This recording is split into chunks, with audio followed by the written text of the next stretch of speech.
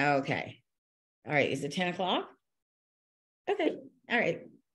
So hello, everybody. I'm Brenda Kay, and I'm with, I have a team called Brenda Kay's Halifax Home Selling Group. And I just wanted to say about Ignite that I was in the business for about 2 years before I came to Keller Williams. And the first year I was with Keller Williams, they did the first Ignite down here. And Ignite really changed the way I do my business.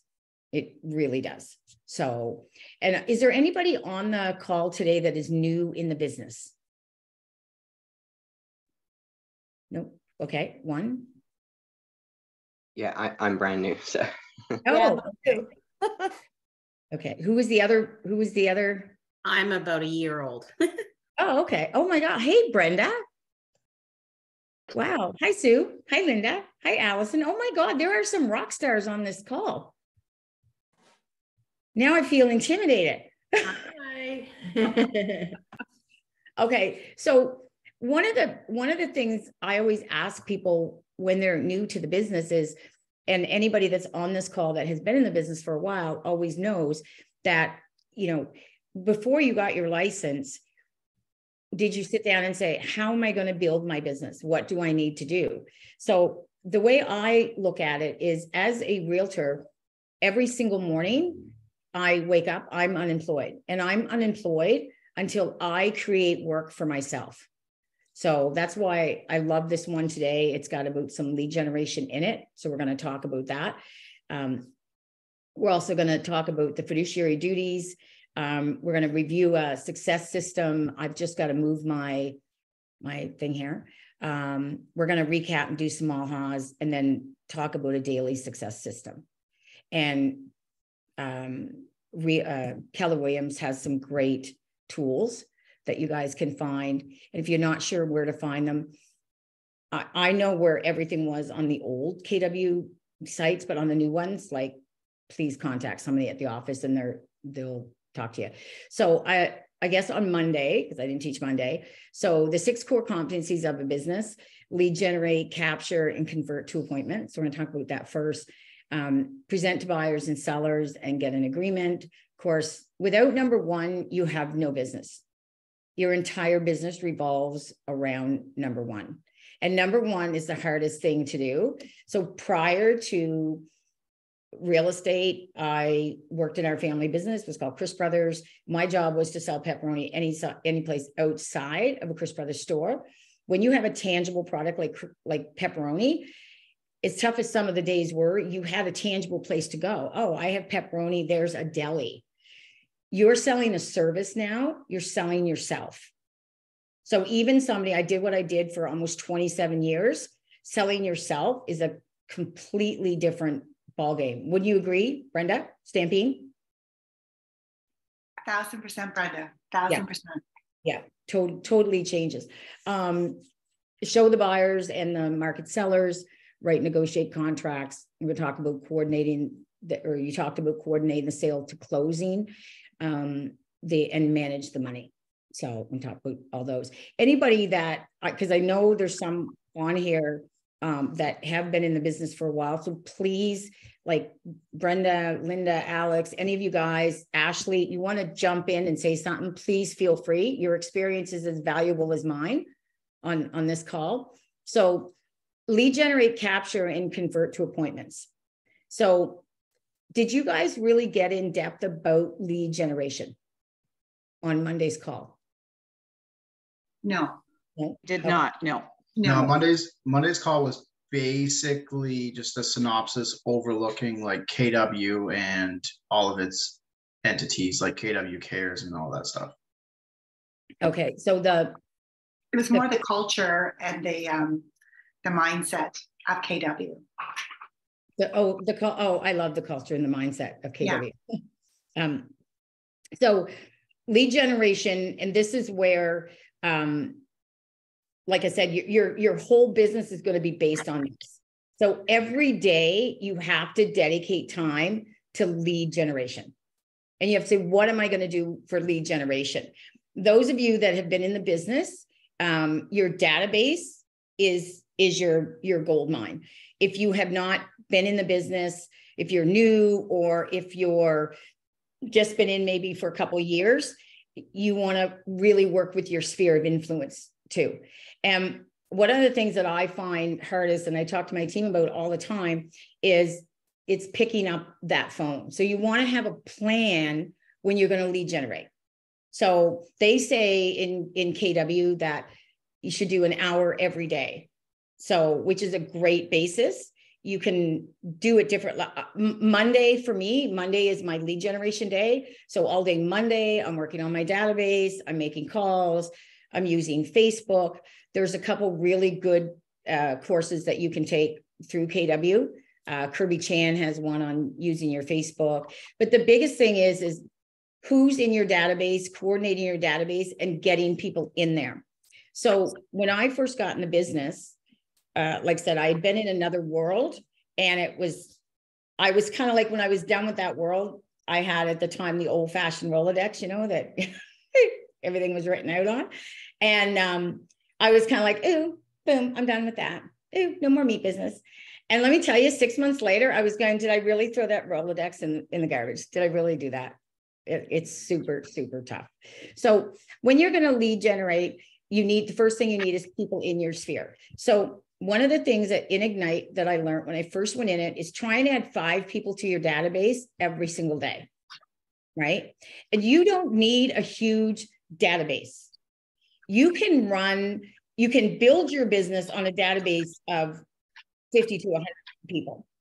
You can actually run a very successful database. If you listen to some of the big coaches in the industry, like Richard Robbins, they will tell you that you can actually run a very successful and profitable business with 200 people in your database. The big thing is getting the people in the database. So no matter where I was, I would grab a card. You know, if I went, I have the cards from every single person at Acura. I have the service manager, I have the service guy, I have the guy that sits at the desk when my car comes in, I have my my sales rep. So, and like Gary Keller said one time years ago, I never have cards on me, but I take everybody else's. And I do the same thing. And I never forgot him saying that, right? When I hand a card to somebody, they may never call me, but I know for sure when I get somebody's information, they're going in my database. That's a great piece of advice. Yeah, it is. And yeah, you're right, Flynn. I loved it. Yeah, Gary Keller said that. So go through your phone, like who's in your phone, right? If you're an experienced agent, what I'm doing right now, and Brenda, you can really relate to this one because you've been around longer than I have. We have these databases with huge, I have 5,000 people in my database. Am I going to call 5,000 people? Not a chance in hell am I going to call 5,000 people. So what I did recently is I went through and I said, who's my 200 top people that I still feel comfortable selling? Because again, if you're an experienced agent, when you get super busy, and a lot of us, because we have a serious shift in the market right now, and everyone is saying that this is going to be one of the toughest years in real estate. So this is my 16th year I'm going into in real estate. And so I came in 2008 when the market was kind of falling. Now, when I came in 2008, I didn't know that because I had the new agent adrenaline running. So I had no idea we were in that big of a shift. I don't know if you remember 2008, Brenda. I know that's when you and I met. I was like that. I was like that too. And I was so focused. I was a single parent getting into this business, and I was a sole provider. So I was very intent on it. But when you got into real estate, did you correlate real estate with lead generation? No. It's funny because I had a few of my son's friends recently talk about getting into real estate, and they all had such a different perspective. And I said to them, do you realize this is about lead generation? I didn't either. I caught on very quickly, but Alex, you're younger, you probably came in knowing all of that. But Brenda, did you think real estate lead generation? I didn't. Like I said, I came from where I had a tangible product. Yeah, me too. It was, yeah. And you know, and that's the thing about, that's why I say like every single day you are unemployed. I have, It's a good way to look at it. it is a very good way to look at it. I have a video on my channel. So my channel is called Halifax Real Estate and it's on YouTube and I have a video on there. So what I do is you get up and you lead generate, and whether it's repeat, referral, you know, because what happens with me is I get so busy now after all these years, as you would, Brenda, we've got a repeat referral. And then what do? Oh shit, I haven't sat down at the phone in 6 months. I haven't sat down at the phone. I've hardly, Basics, yeah. It's getting back to basics. So every single industry trainer right now, no matter who you use, whether it's KW, Tom Ferry, Richard Robbins, you know, they're all saying to everybody, you need to get back to basics. You need to have conversations with people, right? And when you have conversations with people, you need to know what you're going to say. So again, when I first got in the business, nobody told me this. It wasn't until I got to KW and realized, oh, right? And people would say to me about scripts, and I'd be like, scripts? That's like used car salesman shit. I'm not doing scripts. You need scripts. Whether you write the scripts yourself or you, so for instance, right now, you know, our team has 2 conversations that we're doing. And the scripts were given out yesterday at the meeting. And then, so when I give a script out, they're not going to take that and read that word for word. What they're doing with those 2 scripts is they're saying, okay, I'm going to internalize that. So you put it, and this is what Gary Keller will tell you. You need to take a script and you need to internalize it, which means make it sound like Brenda Kay, or make it sound like Flynn, or make it sound like Ashley, and say it a few times. Right. And I'll give you one of the best tricks I ever learned with lead generation. Your mindset has to be so, just one second. I want to read you something, but there's a chair in the way.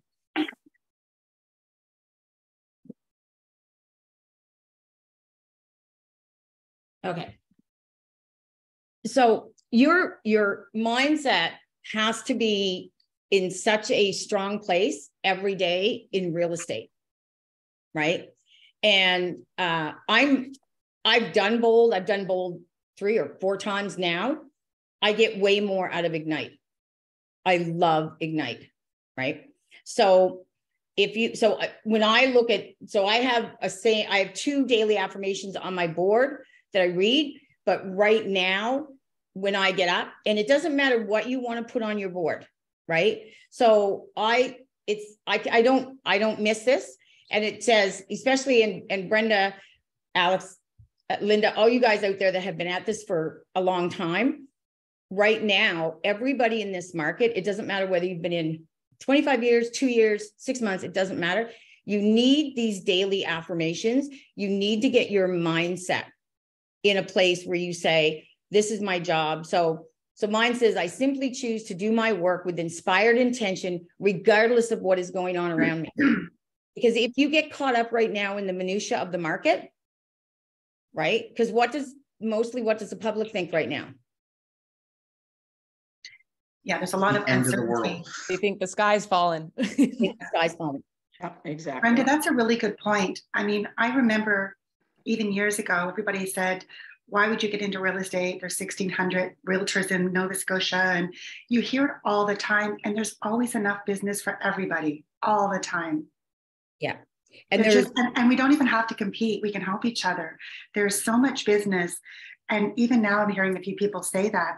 And you do have to be careful because your clients are looking to you or strangers for certainty. And there's things you can say for certain. Like you can say, well, if I take your business, I guarantee you we're going to work it through to the end. You can say certainty, but we don't know the market per se. But for everyone new and stuff, and we all second guess ourselves. I've been doing this a while and it happens, it's human nature, but you're so right.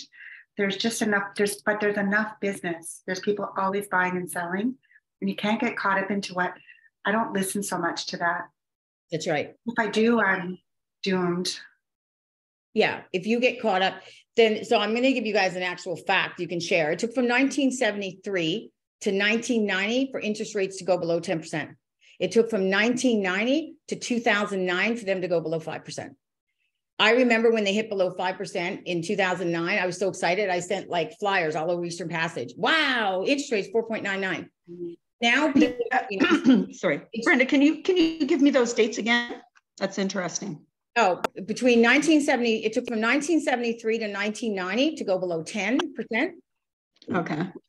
And it took from 1990 to 2009 to go below 5%. So when people say to me, they say, Brenda, you know what? I might wait for these rates to go down. And I'll say to them, well, it took 47 years the first time, right? Which it did. So one of the things about it, and that's one of the things. So buyers think that interest rates are going to go down, and they're not. And people have, and these are really good conversations to have with people right now. And when we get going on, I'm going to show you guys how to lead into some conversations today.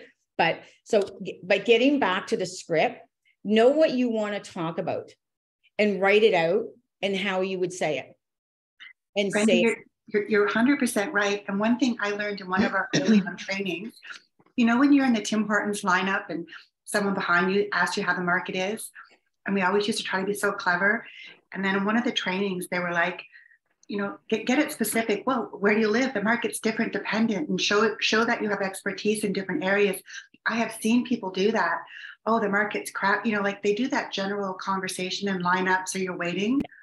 And it was one of the most effective things at the time that turned things around in conversations with people. But you have to kind of be a little bit ready for it. You're absolutely right. And that's a great line. So if somebody says to you, how's the market? What you say back to them is you say, well, that depends. Are you or anyone in your world looking to buy, sell, or invest right now? Exactly. That's all you have to say to them. Yeah. And they'll.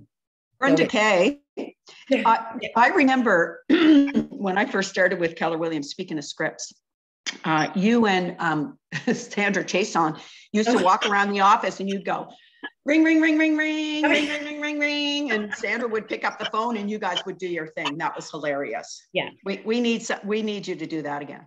Yeah. Yeah. Well, Holly, I'll do a ring, ring today. So what ring, ring means with me and my team. And again, you know, the team has gotten really busy the last few years, and then you don't do your ring rings. So we are doing ring rings again now. And we had a couple of ring rings at our meeting yesterday. So role playing, we're going to talk about that in accountability. So the other trick, I'll tell you guys, anybody that knows me, sometimes I squirrel a lot when I'm talking. So here's a couple tricks when you're lead generating. If you need to get your mindset, you talk about your daily, like your affirmation, and you go, because this is, like I said, you pick up the phone. This is the world of real estate. So I'm going to share it with you. You pick up the phone, you lead generate, you get some appointments, you get a listing, you get a buyer, you show them, you negotiate, you write the contract, it closes, you're unemployed.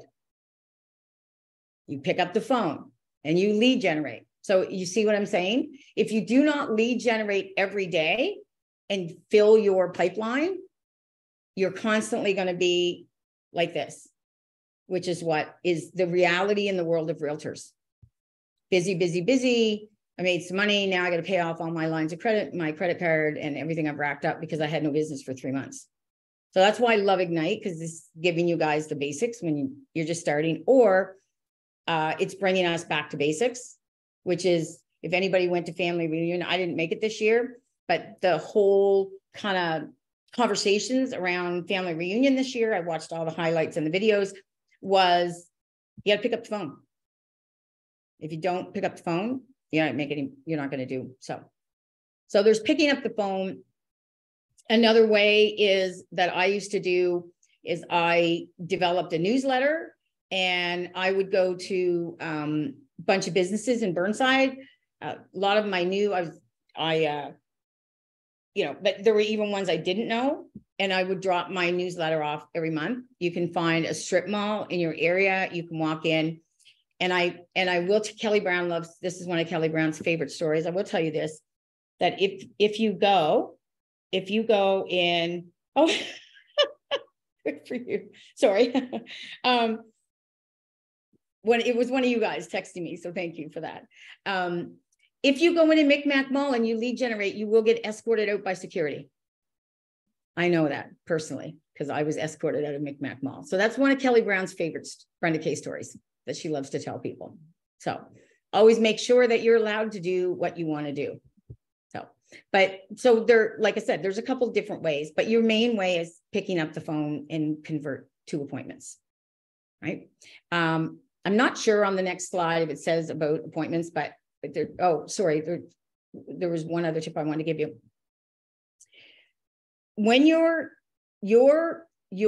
it's called tonality, and the tone of your voice, even if a person is talking to you and they're smiling and you can't see them on the phone, do you guys think you know they're smiling? 100% you know they're smiling. It's called tonality, right? And it's part of the language of sales, which you guys can take, by the way. One of the best courses I ever took, it used to be given by Diana Kokoska at Keller Williams. I'm not sure about it now, but ask one of the brokers about it or somebody and they will let you know, but it's phenomenal course. So there's days where and I'm not lying, I did this, go get your mirror, your makeup mirror, whatever mirror you use, and put it on your desk and put it in front of you where you can see your face and smile at yourself and look at that mirror. And as silly as that sounds, I want you to think about that. Putting that mirror on your desk and helping your tonality, helping you pick up the phone, you say to yourself, you know, if I look in that mirror today and I smile and I make my calls, that mirror is worth $5,000. So do you guys think it's worth the $5,000, put a mirror on your desk? So that's a trick of lead generation, right? Oh, I just wanted to go back to this for a minute. So just one last thing. Know what you're going to say, write it out, what the topic is. That's the scripts you're using for the next little while. So over the next month, there's only 2 scripts that are being used on the team. That's it. That's what we're using this month. So decide what you want to do. You can, I believe, Brenda, I believe there's scripts on the KW site, isn't there? Brenda Stampine. Oh, is she gone? Yeah, I think there is. Yeah. Within like the old one, not command. Yeah, I don't know the new site, but the old site was great. You can Google, I mean, just Google, you know, some scripts for, but when we go through there is something that, you know, that we're going to talk about. Presenting to buyers and sellers and get agreements. Excuse me. Again, when you lead generate, a lot of times it's not the person you're talking to when you lead generate, it's who they know, right? So one of my favorite lines is there anyone in your world right now I could help buy or sell real estate for? I'm not a person that call like bold. How many of you have taken bold? I have. And bold was pretty intense, wasn't it? It was. Yeah. Flynn, what did you think of bold? It was intense. Right. Your lead generation has to match your personality. My personality is not bold. I can't pick up the phone and say, hey, I'm just calling for business. Do you know anybody right now that's looking to buy or sell a home? Blah, blah. All right, great. No, don't have time to chat today, but we'll chat again soon. That's not me. That's not me, right? There's a script out there that's called the apology script, where you're calling past clients and you've been so busy, you haven't called them in years. I know there's some agents on here from today that we can really identify with that and appreciate it, and probably all going to be making those calls in the next little while. Again, I never come right out and ask the question, but if you're comfortable doing it, please feel free to do it. It's just not my comfort zone. So I guess that's what I'm saying is when you're lead generating, if you're talking to somebody and they say, you know, oh, I have, you know, this person might be doing this or this person might be doing that. You know, you try and get their contact information out of them if you can. And then when you do lead generate and you're having a conversation with somebody and you'd like to sit down in front of them, what I say to people is, you know, it doesn't matter whether they're buying or selling, but I use buying for an example, because a lot of the newer agents, you're going to work with more buyers than you are sellers at first. So I'll say to them, you know, it is never too early to sit down and talk about the home buying process. Whether you're doing it in 3 months, 12 months, or 18 months, it's always good to get together. So your goal when you lead generate is to close for the appointment. So when you close for an appointment, you're not going to say, you know, is there a day that you're available? Do you have any time for coffee?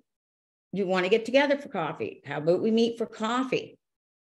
What you, without sounding too like, because I don't like to sound in your face, or I always say to people, what day and time next week works for you to meet for coffee?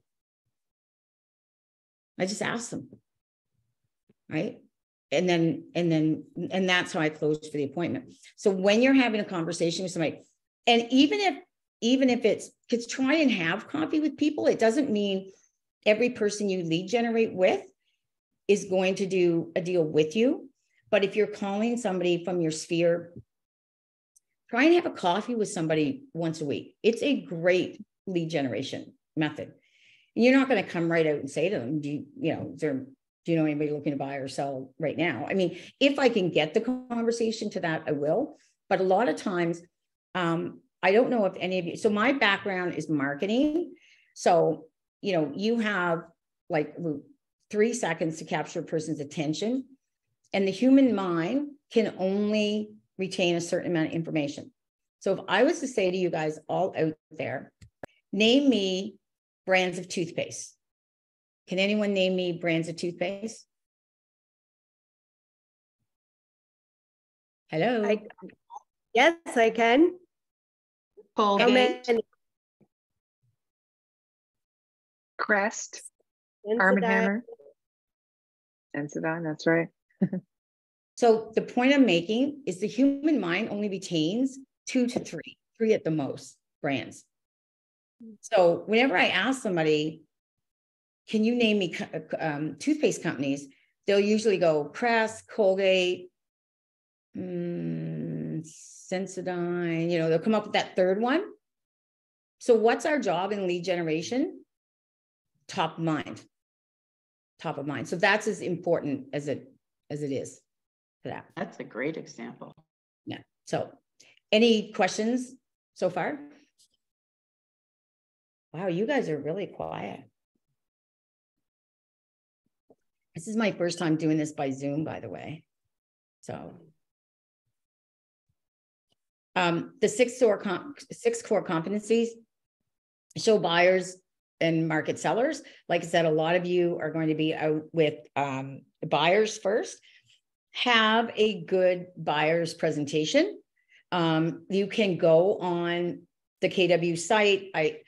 I'm not sure if there's one on command in Smart Plans, but I know that when you're sitting with a person and you're presenting to them, so even so all the years before real estate that I was in business, when I went in and I would be meeting with the head buyers of Sobeys, and I'd be flying to Toronto and meeting with the head buyers of Loblaws, and these were really high power people in big positions.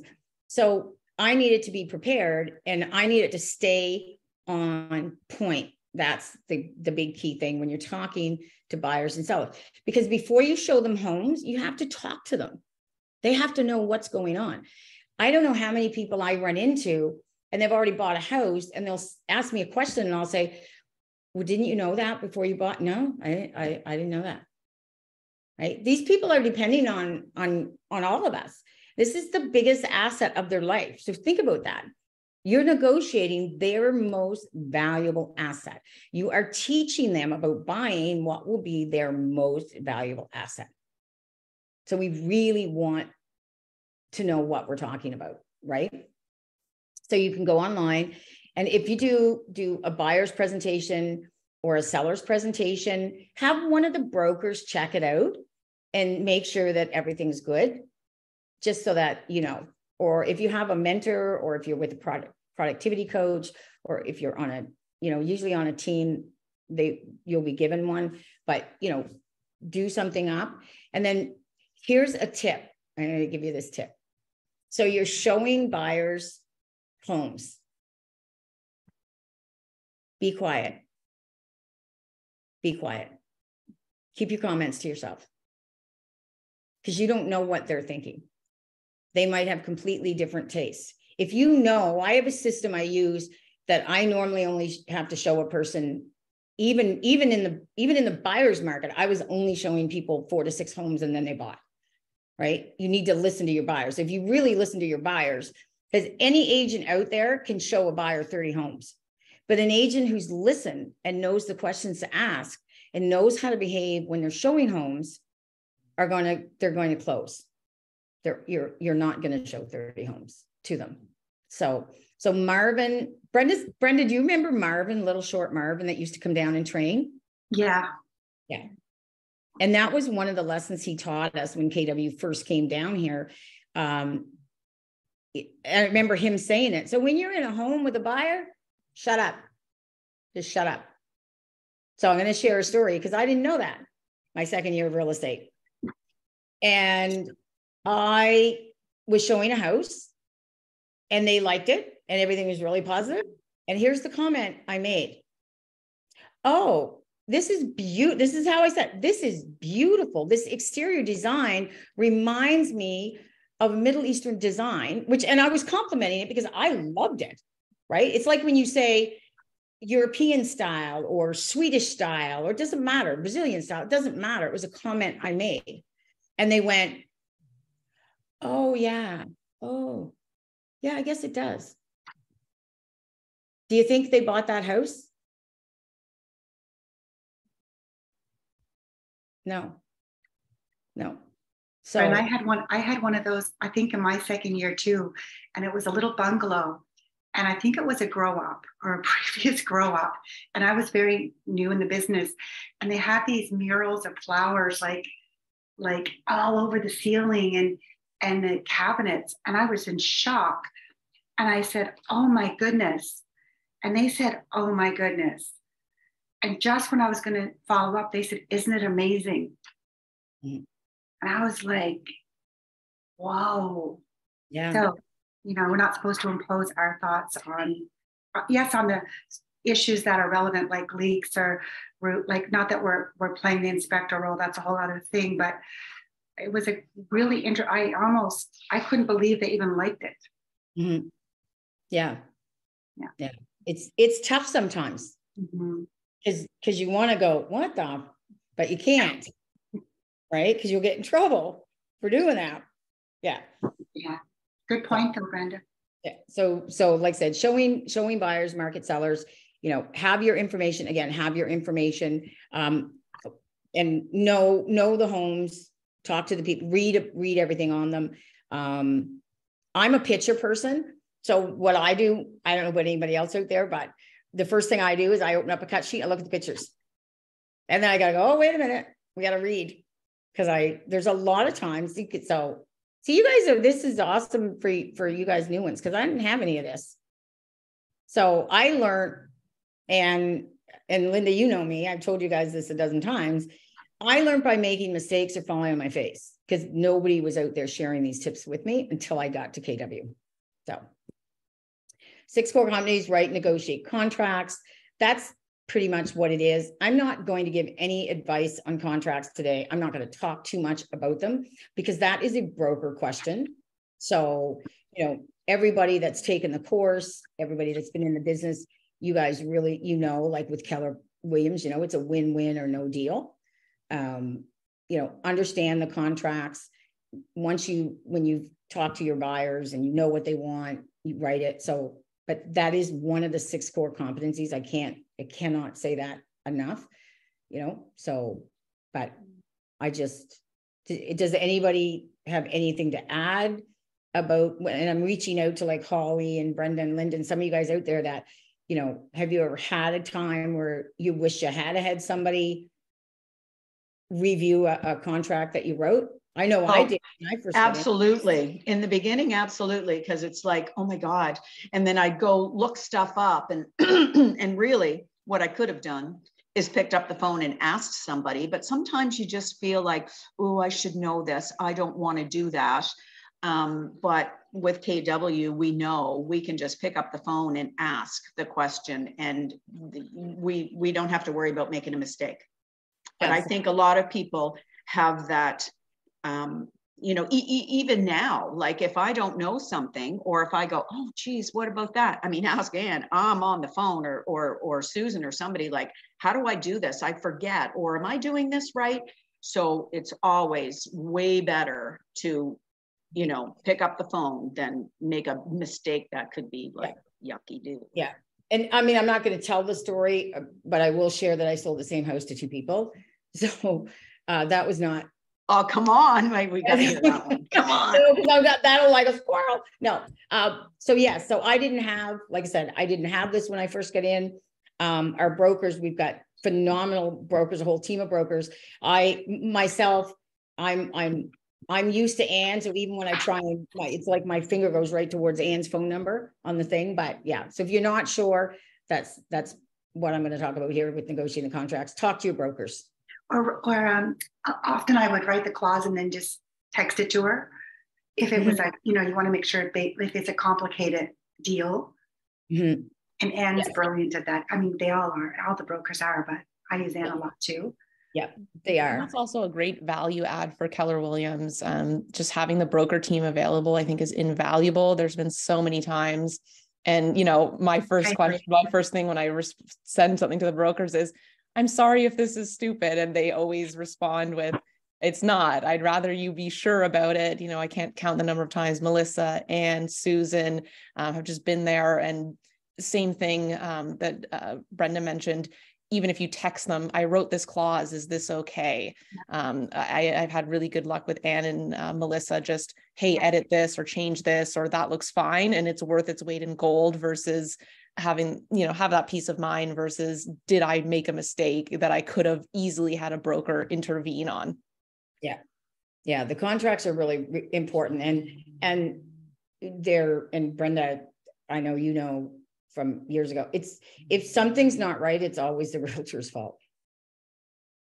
And, you know, I think it's about like having no egos in this. No matter how long we've been doing it, you can always learn new things or a different approach. And I think you'll always have to remember, like, we never know it all. And there's always learning, which obviously is why we're still doing this after 20 years. But with clauses especially, and what happens, you know, if it doesn't, you know, the biggest comment I can speak to that, and that the brokerage would share, is that people always put well in what they want done, but they never speak about what happens if it doesn't get done. And then the lawyer has to deal with the ambiguity of that. But anyways, we're so lucky, as you guys mentioned, with our brokerage team. I don't think there's any better in the business. Yeah. Agree. No, always. Yeah. Cause always remember, you are negotiating a person's most valuable asset, whether they're buying or selling, you're negotiating. So anything that goes wrong is not going to affect you after the close. It's going to affect them though. It could affect them for years down the road. You move on. They don't. So yeah. Good point, Brenda. Coordinate the sale to closing. Again, this is where, didn't know. Sorry, guys, I got a really itchy nose here. And Miss Frankie is farting. So I have no idea what she ate, but she's let out a few juicy ones in the last 20 minutes that could knock you off your feet. She's, by the way, if nobody knows who Miss Frankie is, Miss Frankie sleeps on my desk every day. So that's my sidekick. Coordinate the sale to the closing. Make sure they understand what's going on, right? Talk to your clients when it firms up. What's next? What's going to happen? There is so much when you're buying or selling. Just one sec. There's so much to know when you're buying and selling. And what I used to do is I would go through everything when I first presented, But then I would say at each step, okay, now what's going to happen next? So, but here's how much information there is about buying a house. Like there's literally, I wrote a book, a guidebook. That's how much info there is about buying a house. This is how much info there is about selling a house. Yeah. There's a lot of info, right? So if there's things you want them to know or make sure they understand, put it in a letter, write it out, but keep in touch with them. That's the big thing. And that's something no one told me either. Like it used to firm up.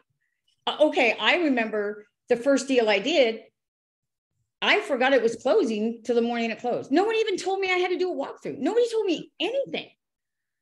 I had no idea. Right? You come a long way, Brenda. I think my biggest eye-opener, and it was only even 2 years ago, is even the most sophisticated, or what we deem to be a sophisticated buyer or seller.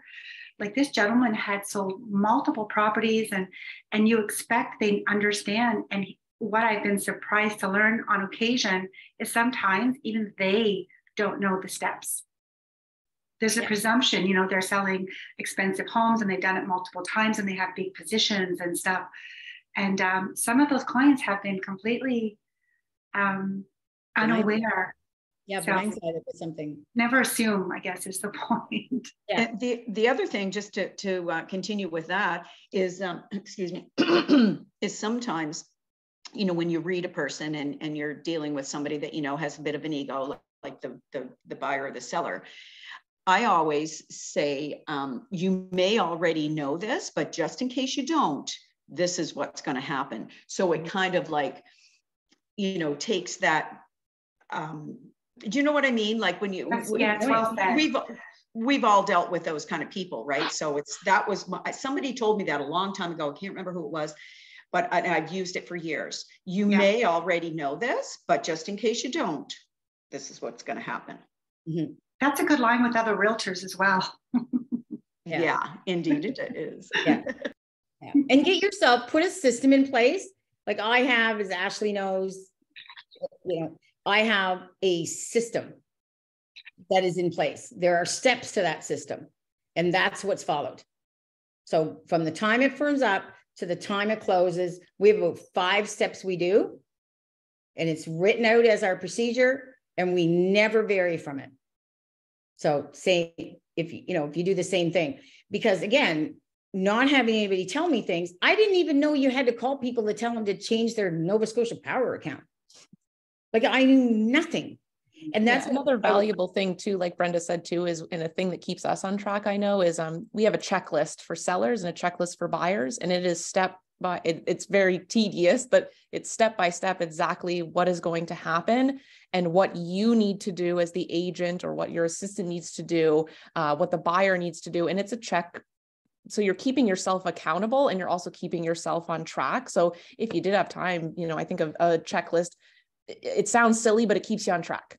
That's right. Those are excellent practices. Yeah. And when you're a single agent, I didn't have a full-time assistant until I was doing upwards of 40 deals a year. So as you're building your business, if you don't put good systems and models in place, so if you listen to Gary Keller will say systems and models, systems and models, systems and models.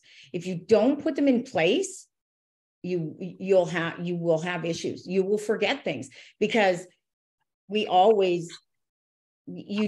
get busy, and even if you're not busy, you can forget something. So as you're learning things, and as you do, write down all the steps of how you're going to do your deals, and what are going to be your steps between it's firmed up and now it's closed. What are my steps? What am I going to do as an agent?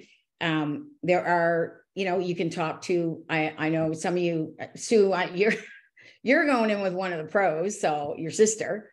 So, and I mean, I know your sister and your mom have really, really good systems in place. If you're a single agent or you're a newer agent, then go talk to the productivity coach, or go talk to one of the brokers and say, what are some key steps that I could do to coordinate the sale to the closing? Do you have a basic checklist to go through? And they'll give you something, and use the checklist. right? So like I said, it's been 16 years for me. Ashley's been in this a long time ago and she is a rock star, but she uses a checklist. I think there used to be one in Weebly. There probably is, because my original checklist started from, because back in the day, we used to go collect sheets out of a big file thing on the wall in the old office. And my check sheet came off that wall. Keller Williams. It was a Keller Williams template we actually built ours on. So yeah, because the one thing they teach you in the course is they teach you the theory. They don't teach you how to be a realtor.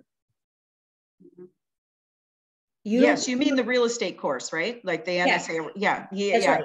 They don't teach you how to be a realtor. They teach you how to do contracts and, well, not even that really, but yeah. What's the difference between NSAR and NSREC is the big one.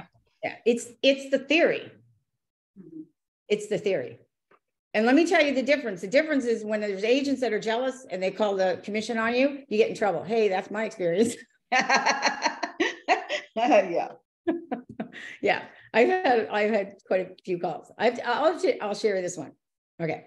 So I got a call 2 years ago and I got a call from the commission and they said, Brenda, we got a complaint about you. Again, your square footage on the house is wrong. And I said, it is? They said, yep. So they said that, I had to rectify it. So I pull out the thing and I said to them, well, I can't remember the exact measurements. I put 28 by 44 plus jog. And they said, yep. And I said, and this is the one from the commission calling me. I said, how big is the jog? He said, I don't know. I said, well, how do you know I'm wrong? Wow, good one. That's how petty this business can be. It's right. So were you wrong? No, I wasn't wrong. Didn't think so. I wasn't wrong. So what they did is the agent multiplied the two numbers, which weren't the same as what I had for MLA. But I added the jog in. Right? Yeah. Yeah. So I would love to tell all you guys it's a lovely business and everybody loves each other and they all like to help each other. And it's just not the case. And that was the other reason I really like KW, by the way, you guys, because KW is care, share, and learn. So love it. You guys are all, anyone just coming in or anyone who's been here, you picked a great company. Manage the money. This is again, 6 core competencies. They say that when you get your commission checks in, this much goes for this, this much goes for this, this much goes for this. Know what your business is costing you. So Gary Keller, says you want your business expenses to be less than 30. Now I have not read the red book in 12 years, so I might be a little bit off, but for example, in my business expenses should never exceed 30%. My marketing is 10%, have these little core things. And here's what I want to tell you about the money coming in. The commission check is not your paycheck. The commission check is the sales revenue that you're bringing into your company to run a proficient business that is profitable for you. If you do your job right and you start with lead generation, you're going to get paid out of that commission check. Right? Any questions? No, and the office is really great for deductions. They can deduct your HST. They can deduct in a separate file for your taxes just automatically. And you have access to that money anytime, but it's a very good way to, then when you're doing your quarterly or however you submit whichever one, you've already got the funds put aside. Best practice of all. A lot of brokerages don't do that. They won't, a lot won't. And they manage this money for us. They don't charge us. I know it's a minimal charge. I think it's 25. It's not much. It's very, very minimal. Yeah. Okay, there you go. I didn't even know it was there, so I don't notice it. That's how little it is. And they can even deduct more if you want them to. And they can even deduct an amount for, like, if you want to plan next year to go on training, they can take $100 or $500, whatever, per transaction to put away if you ever want to go on some kind of training. They can do a lot of things. It's a family reunion fund that I've fed into. I put $100 a deal. Yeah. I've done it ever since I walked into KW. And then you can reconcile annually. And if you only owe 5,000 in HST and they have 9,000, you get the difference back. Like you get the funds and you always have access to them, and they'll cut you a check in 2 days or put the money back in your account. Yeah, they just put it in your account.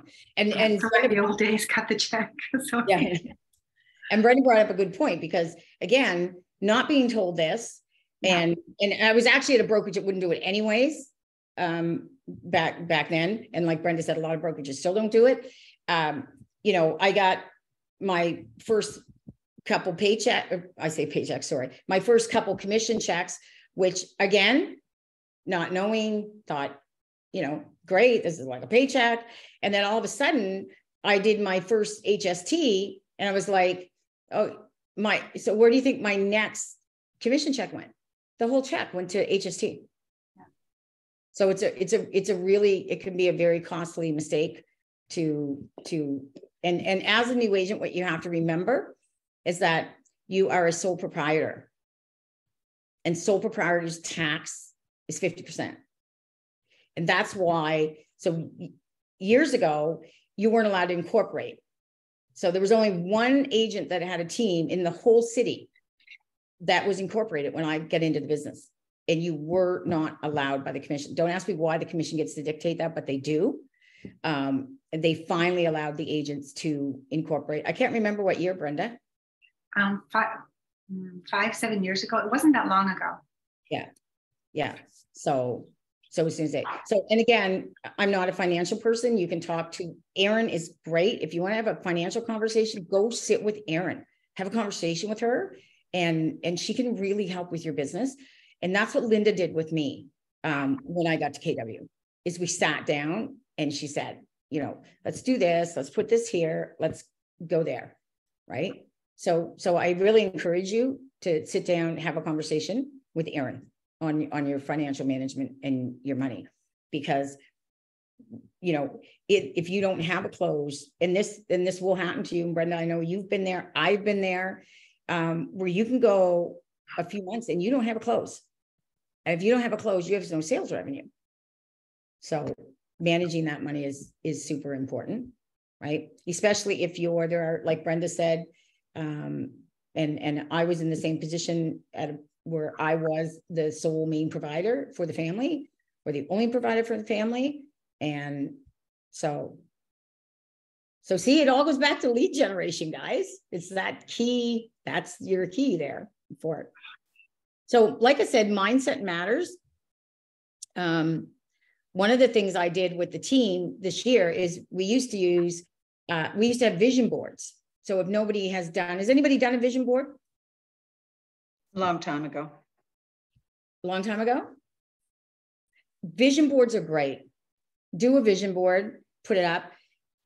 I'm looking at mine now. I still do not have the 3-carat diamond. I might get before I drop dead someday, but it's still up there. See, I look at it right there. So when I look at my vision board, there are some things on there that I have accomplished. So you feel really good. And there's still some things on there that I haven't. So do yourself a vision board. This year, what we did is we did affirmation boards, and we had a lot of fun with them.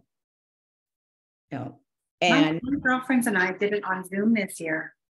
Oh, nice. Affirmation boards or vision boards? Vision boards. Like we were all cutting out and everybody had wine on the floor. It wasn't like, and they were just doing their thing. Yep. But and my daughter actually was the one who insisted this year I do that again. I got off the old practices, as you know, the last few years, and I'm getting back. So it's just one of those old basics, go back to basics. And it was fun doing it. Back to basics. And I'm going to talk about, if nobody has heard of him, his name is Ed Mylett. We listened to a Ed Mylett set at our meeting. We talked about it. We watched a video. So Ed Mylett spoke at Family Reunion this year. So, and he talks a lot about mindset, and his new book is Do One More, but mindset really does matter. And, you know, bold is huge on affirmations. Like I said, this is a tough market. One of the toughest years that I remember in the business. And I know, Linda, you remember it. I know, Brenda, you remember it. It's the 2015. It was brutal. It was brutal. And agents fell off. So we've had almost 400 new agents come on in the last 3 to 4 years. We had more agents come on in the last 3 to 4 years than we had in over 10 years of people getting into real estate. So this is not HGTV. It's not HGTV. And that's what I tell people. It's not. It's a grind. It is a grind. I love what I do. Don't get me wrong. I love what I do. Brenda, I know you love what you do. Holly, you love what you do. But if anybody sits up here and says, this is just great, they're full of shit. It's not selling sunset, is it? It's not selling sunset. It's not. Yeah. No. I made 12K in my first year. Oh my God. And now I started, so that's 6 months. I started in January or July 1, but 12K by the end of the year. So it takes a bit to get going. Did you have money set aside? I kept my job. I kept my trade for the first year and a half before I got busy enough that I was starting to do sketchy things with my original my trade job, calling in sick, sneaking out early to show houses, cover inspections and stuff, and eventually had to pull the trigger and pick one and do it. Yeah. And it's tough. And here's the thing I tell people, because when I got into the business, we still had another business. And then all of a sudden, 14 months into the business, what I thought would have always be there the rest of my life, and what we had in our life for 38 years was gone. And I was the sole provider. And I'm 47 years old. Right. So if anyone thinks it's like been a picnic with Brenda Kay, it's not. But see, you guys can all do it too. Everybody can do it. Yeah. Right. You just got to get up in the morning and say, what do I need to do? What's the one thing I need to do today to bring my business one more step? And if you think I didn't need that mirror in front of me on days, I needed that mirror in front of me on days. Right. And Alex, you made a good point. Like especially when you're broke and you need the money. Yeah. And that is, do you know that like a buyer, or I'm going to say a buyer because most newer agents start with buyers. Do you know how many agents lose focus on the buyer because they need that commission check? It's true. It's really easy for that to happen, right? So that's why these principles and everything that we're teaching in Ignite and what we're teaching in KW matters, because once you get these habits and you say them. So when I, even before I was the sole provider, when I did get into real estate, and anyone that knows me has been, and Linda, I know you've heard me harp about this for years. My day was the same as when I worked in sales. I never sat at a desk all day because I was in sales and I traveled and I was all around. But my work day was 9 to 5. There's no question. I didn't go get my hair done at 1 o'clock, right? I mean, even being married to one of the owners of the business, I still actually worked for the business. I was accountable to the family for what I did in that business. And I had to prove that I could bring in enough sales, which meant it kept those people in the back plant employed, and it paid for this and it paid for the truck. So it's all relative to whatever. So I looked at it the same way when I get into real estate, and I said, my day's 9 to 5. And then I would go out at night and on the weekends if I could get an appointment or I could do a showing. Yeah. That was kind of over and above my 9 to 5. So I remember there was a guy, and we're still great friends. I love him. We were on the course together, and he had been in the business probably about 3-4 years, maybe 4 years. And he said, it was 2 o'clock. I remember the phone call. It was 2 o'clock in the afternoon. And he said to me, he calls me out and he said, oh my God, I'm just so down. I don't think I can make it. Now, this is a guy that does on average, and I'm going to give you some averages here in a minute. He said, I think I might get out. This is tough. It was just the whole conversation. So I said to him, blank, where are you at right now? Oh, I'm walking the dog in Shuby Park. And I said, when you worked in the finance department at Ford, did you get up and leave at 2 o'clock and home walk your dog? No. Well, why'd you do it now? That's your day. The more hours you put in and you treat this, I know there are some there that are trying to work full time, and like Alex, you had to, and I can't even imagine how tough that is to try and do 2 jobs. But yeah, so mindset really does matter. So to achieve your highest potential, these 6 core competencies must be done consistently and done well. If you've ever taken BOLD, you have a coach, you're on a team, you're going to hear people say, make a schedule and try and stick to your schedule. Do the best you can and learn that early. Again, not something I learned early. I'm huge on schedules now, and I try and abide by it. If I get called away for 2 or 3 hours in the afternoon, that means I work 2 to 3 hours that night. So, because my husband laughs at me because I'm in my office here all day on my computer. And then when I'm off work, and I'm not saying everybody do this, but when I'm off work, I go sit in the couch with my computer and I think I'm off work. But I don't know, see how mindset works? And I'm finishing up. Okay, I missed these emails because I was out showing a house, or, oh, I said I was going to do this today, you know. And lead generation doesn't necessarily have to be at 9 a.m. You could be online. You could spend the whole morning online learning something new, Googling, you know, take some courses, go on KW, do whatever. And maybe you want to make your phone calls between 6 and 8 at night because you know you're going to get people on the phone. But just make a schedule and try and stick to that schedule. So any ahas from anybody? I have a question. Talking about scheduling, how flexible are you when it comes to being available for your clients? Very flexible. And that is an awesome question, Flynn, because one of the things they teach you in BOLD is it doesn't matter. And I actually, Kate, one of the coaches, and I, we don't quite see eye to eye, and had quite a few, let's say, heated discussions during BOLD in front of the class, because her thing was sit and make those phone calls and do not leave your desk. It doesn't matter. You need to look for more business. Don't leave the desk. But here's my question to you guys. How many people are currently with a cable company that you're paying like $350 a month, but if you're a new customer of that cable company, you get it for $99? Don't forget who you've got right in front of you, right? Those are the people that you're personally engaged with, your clients going out and doing things. And that's what I was saying, Flynn, if I get caught up doing that, right, then at night I'll sit. I have a lead generation system that the other night, God love Ashley, was getting emails from me at 10:30 because that's when I was catching up on the emails. I'm sitting there doing that.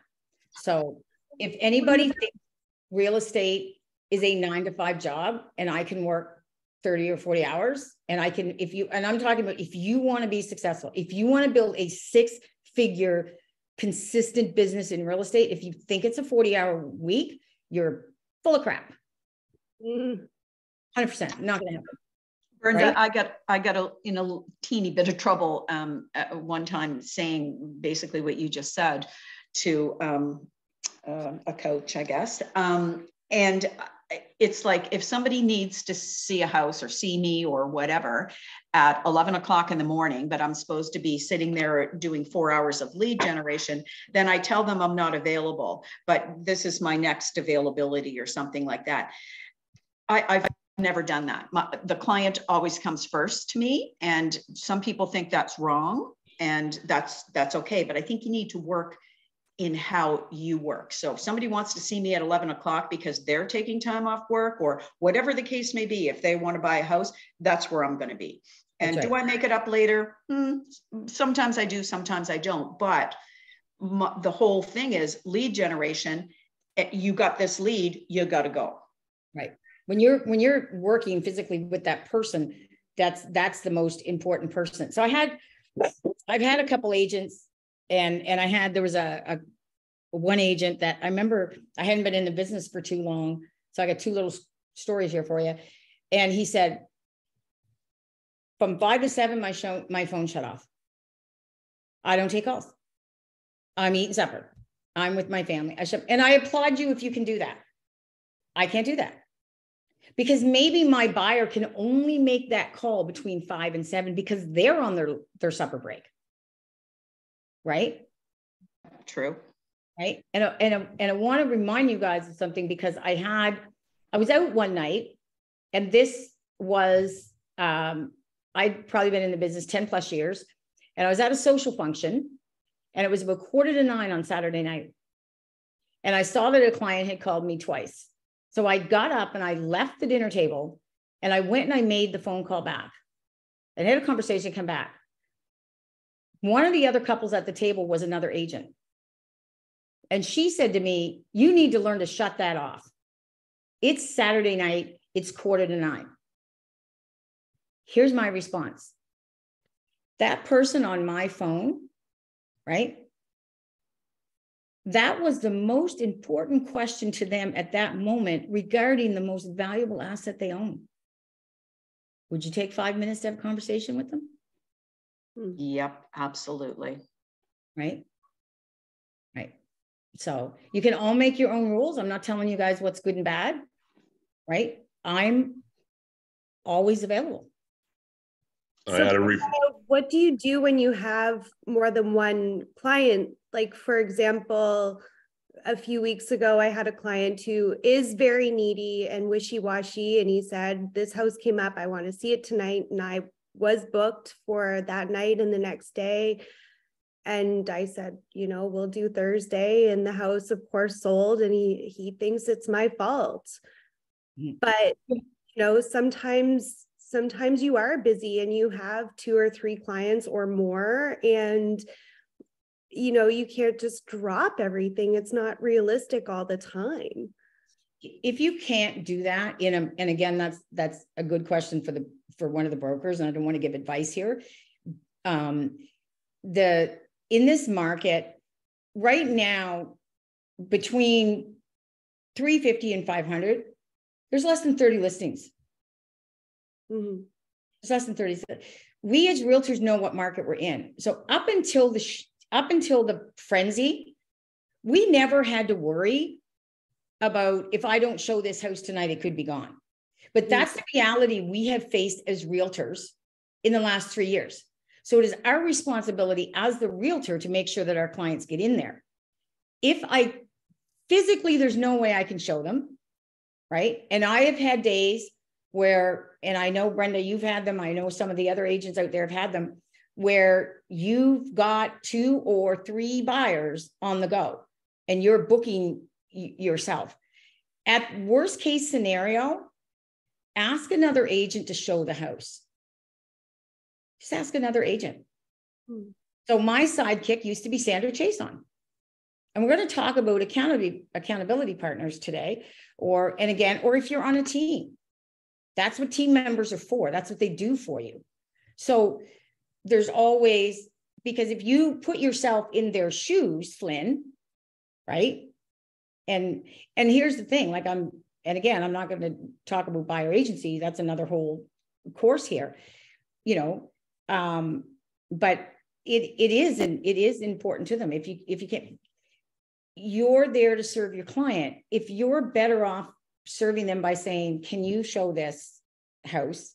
Like I said, Sandra Chason and I used to do that back and forth with each other.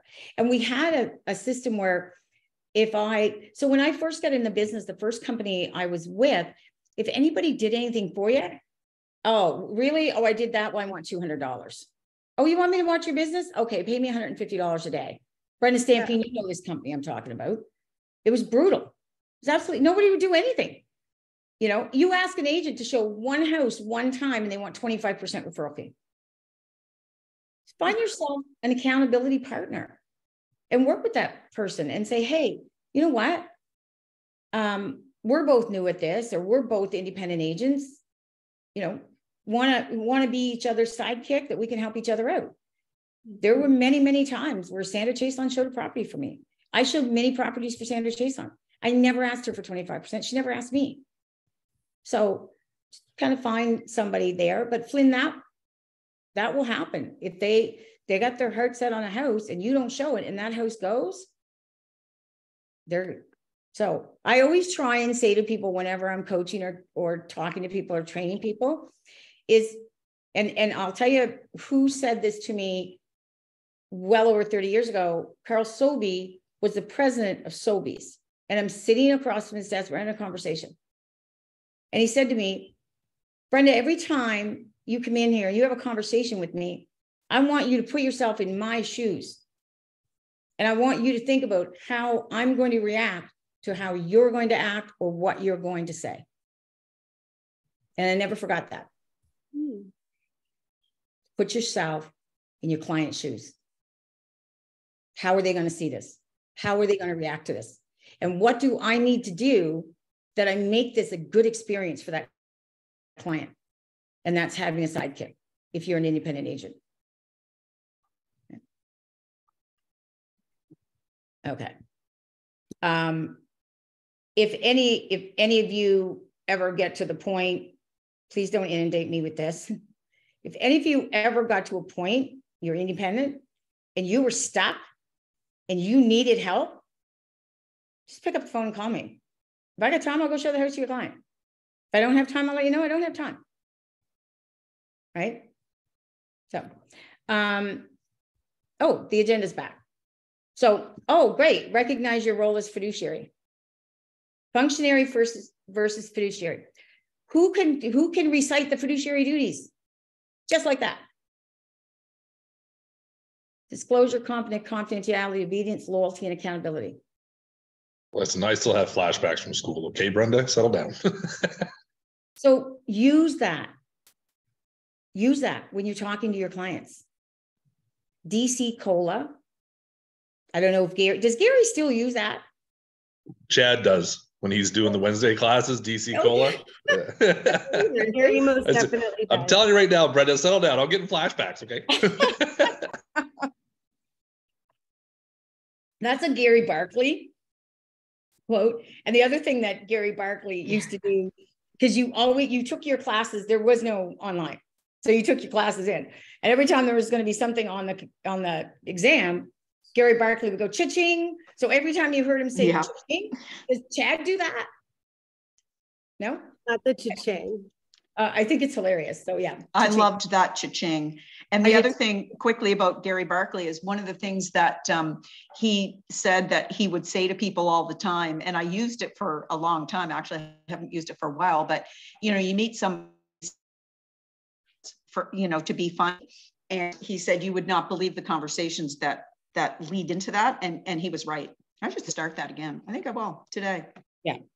So functionary and fiduciary, there used to be, and I'm pretty sure I got it somewhere from KW. And if I went way back in my old buyer's presentation, I'd find it, but I used to have a page that came out.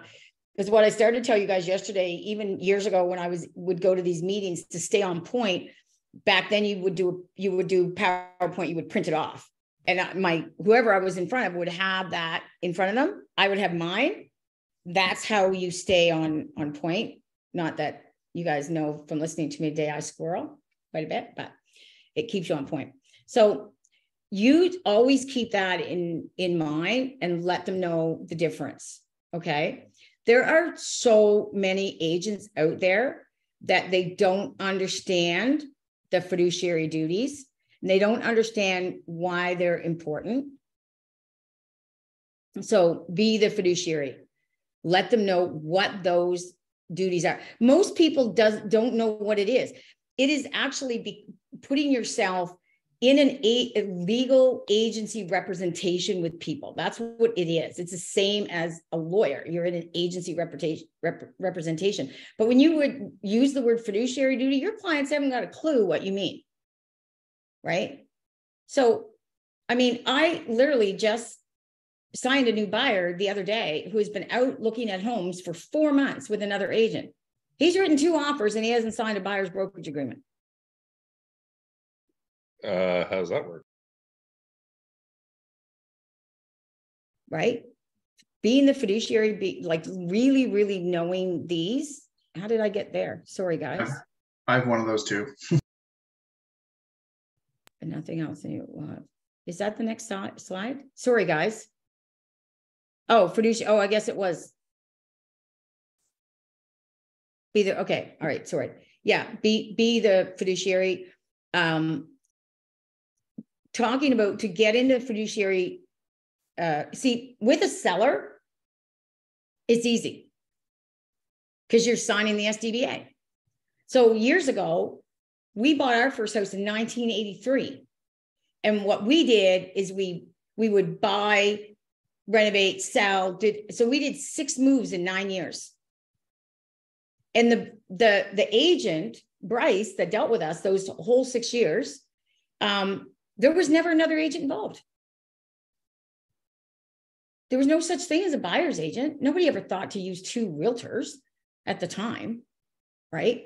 So a lot of the public, so go talk to the brokers and get or your productivity coach or your team leader, whoever. If you're not sure how to sit there and explain how you are the fiduciary agent, let them teach you how to do that and how to say it, right?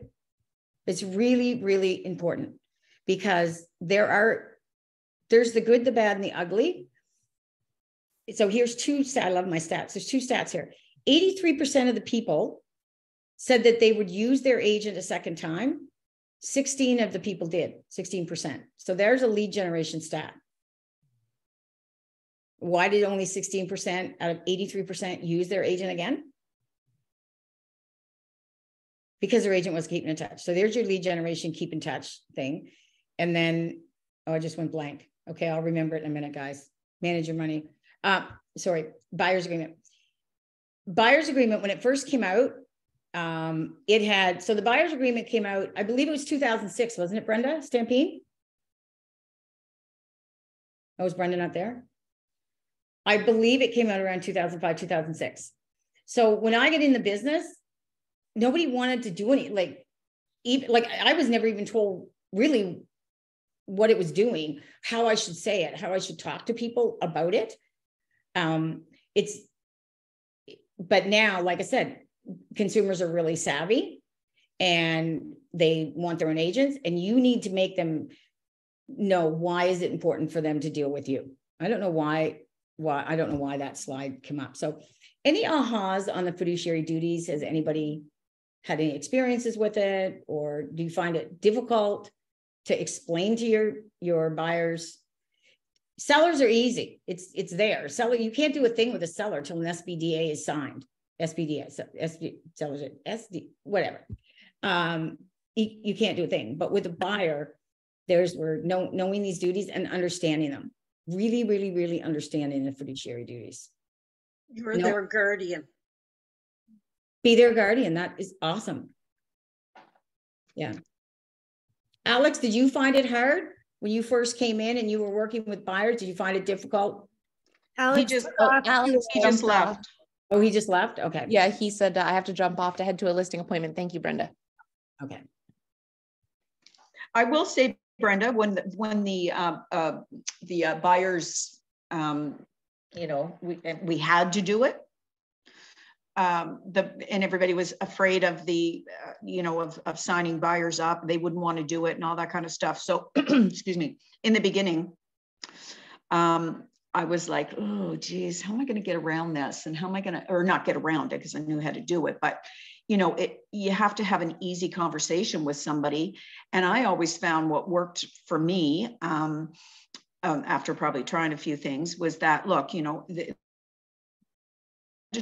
have to, it's a document that has to go with your file. And I explain it all to them and say, if there's ever any reason that we find that we don't want to work together, we terminate this contract. And maybe not in those exact words, but if they knew that they were not if they knew they were not like stuck to a contract in case, I don't know, I turned out to be a crazo person, I found it easier for them to feel more relaxed in signing that contract. There's actually, you say that, Holly, there's actually a statistic that came out and I started using it as soon as it came out, and it came out. I found it shortly after I was into the business. 80% of the buyers were not satisfied with their agent after they bought their property. Wow. Hey, This came out in probably 2009, 2010, and around there. I wonder what that stat is now. I don't know. I should look that up again. Yeah. So, but there is, I myself, see the buyer's agreement to me, the buyer's agreement, what word am I using? I'm using the word agreement. I didn't say contract. Doesn't say contract anywhere on there. You're right. I use that word too, actually, not buyer's contract, buyer's agreement. It's a buyer's agreement. Yeah. So like I said, I really, really urge anybody out there, go sit and talk to the brokers and have them explain that form. Like I said, I have a certain way of saying it. I've said it for years. Unfortunately, I can't share that because I'm not a broker. Not that I wouldn't want to, guys, but I'm not a broker and I cannot give advice on that or share any of that with you guys. But go talk to the brokers and really, really understand the fiduciary duties and what they mean. So, because, there are, and if you think this doesn't happen, don't kid yourself, because everybody loves to talk realtors. Everybody loves to give real estate advice. They really do. If you took your car to the mechanic and then you came and you said to me, yeah, Brenda, the mechanic said that my car needs blah, blah, blah. And I would say, really? I don't think that mechanic's right. I know mechanics. You should go to my mechanic. My mechanic. I'm probably not going to say that. But Christ, when you talk about real estate, everybody has an advice. Everyone has an advice. Really? Oh, you're working with that guy? Hey, my cousin Lou is a realtor. You should try Lou out. When you put yourself out there, when you're lead generating, when you're meeting with your clients, you're the most, you want them, they want to be with you and they need to understand it. So fiduciary duties is the best way to make that happen. So they understand what your value is, because the value of a real estate, even going back, there are people will treat us, I'm not kidding you, people will put us on the same level as a ambulance chasing lawyer or a used car salesman. Yeah, true. And we rank in those top 3 with people. Right? So it is, that's what I'm saying. It can be really hard. So nothing else about your business will have as big an impact on it as the number of leads you have. No question. Yeah. So remember, wherever you're at, try and get their information, try and get their card. If they do not have a card, they say to me, I don't have a business card. Not a problem. Let me get one of my cards out and take your information, write it on the back. And that card goes into my purse. My card does not, I might give them another card, but my card doesn't go in their hand. Accountable people achieve results others can only dream of. All right. So I used to have a saying on the back of my door that is true. And it's true about your vision board, because having a vision without taking action is no better than a daydream. It's just a daydream if you don't take action. And you can take action by being accountable to somebody else. So choose an accountability partner, provide a safe place to share, follow through with the action items. Like I said, Sandra Chason and I were each other's partners. We did our rings together. Back then you could just have a lot. We didn't have the brokers at the time that we have now. We had one in the company. There's been a lot of new rules mandated by the commission there's been a lot in the last 10 years, but in the last 5 years, it's just gotten insane. A lot of the rules. So if you don't, you can always go talk to Laura Lee and say, who do you think would be a good accountability partner for me? And listen and pay attention while the other person shares, right? So you share what you want to say and then really listen to what they're saying, right? And then be encourageable to that other person. But I find it's really hard sometimes to say, well, just do this or do that. But I am a just do it person. You just do it. You get up every morning, you just do it, whatever you're going to do for lead generation, but have an accountability partner. Set a frequency of checking in with each other, right? So you could have a coffee, you could meet, you could do Zoom, you could do whatever you want. Dig deep to find out why you do the things you do. Respect each other and the process. And it is a process, and building your business is a process. Create a commitment and stick to it. So we talk about scheduling. Be open to receiving feedback. We all take it hard when somebody critiques us, right? I'm the type of person that I'm really open to being critiqued. I even tell my clients, and Ashley knows this, right? I even tell my clients critique me. I'm not perfect, right? So everything we do that has any impact on something with them, they get to critique us on that. Give specific feedback and have each other's best interest in mind. So, and again, I really like KW with their care, share, and learn attitude, which wasn't afforded to me in the first company I was in.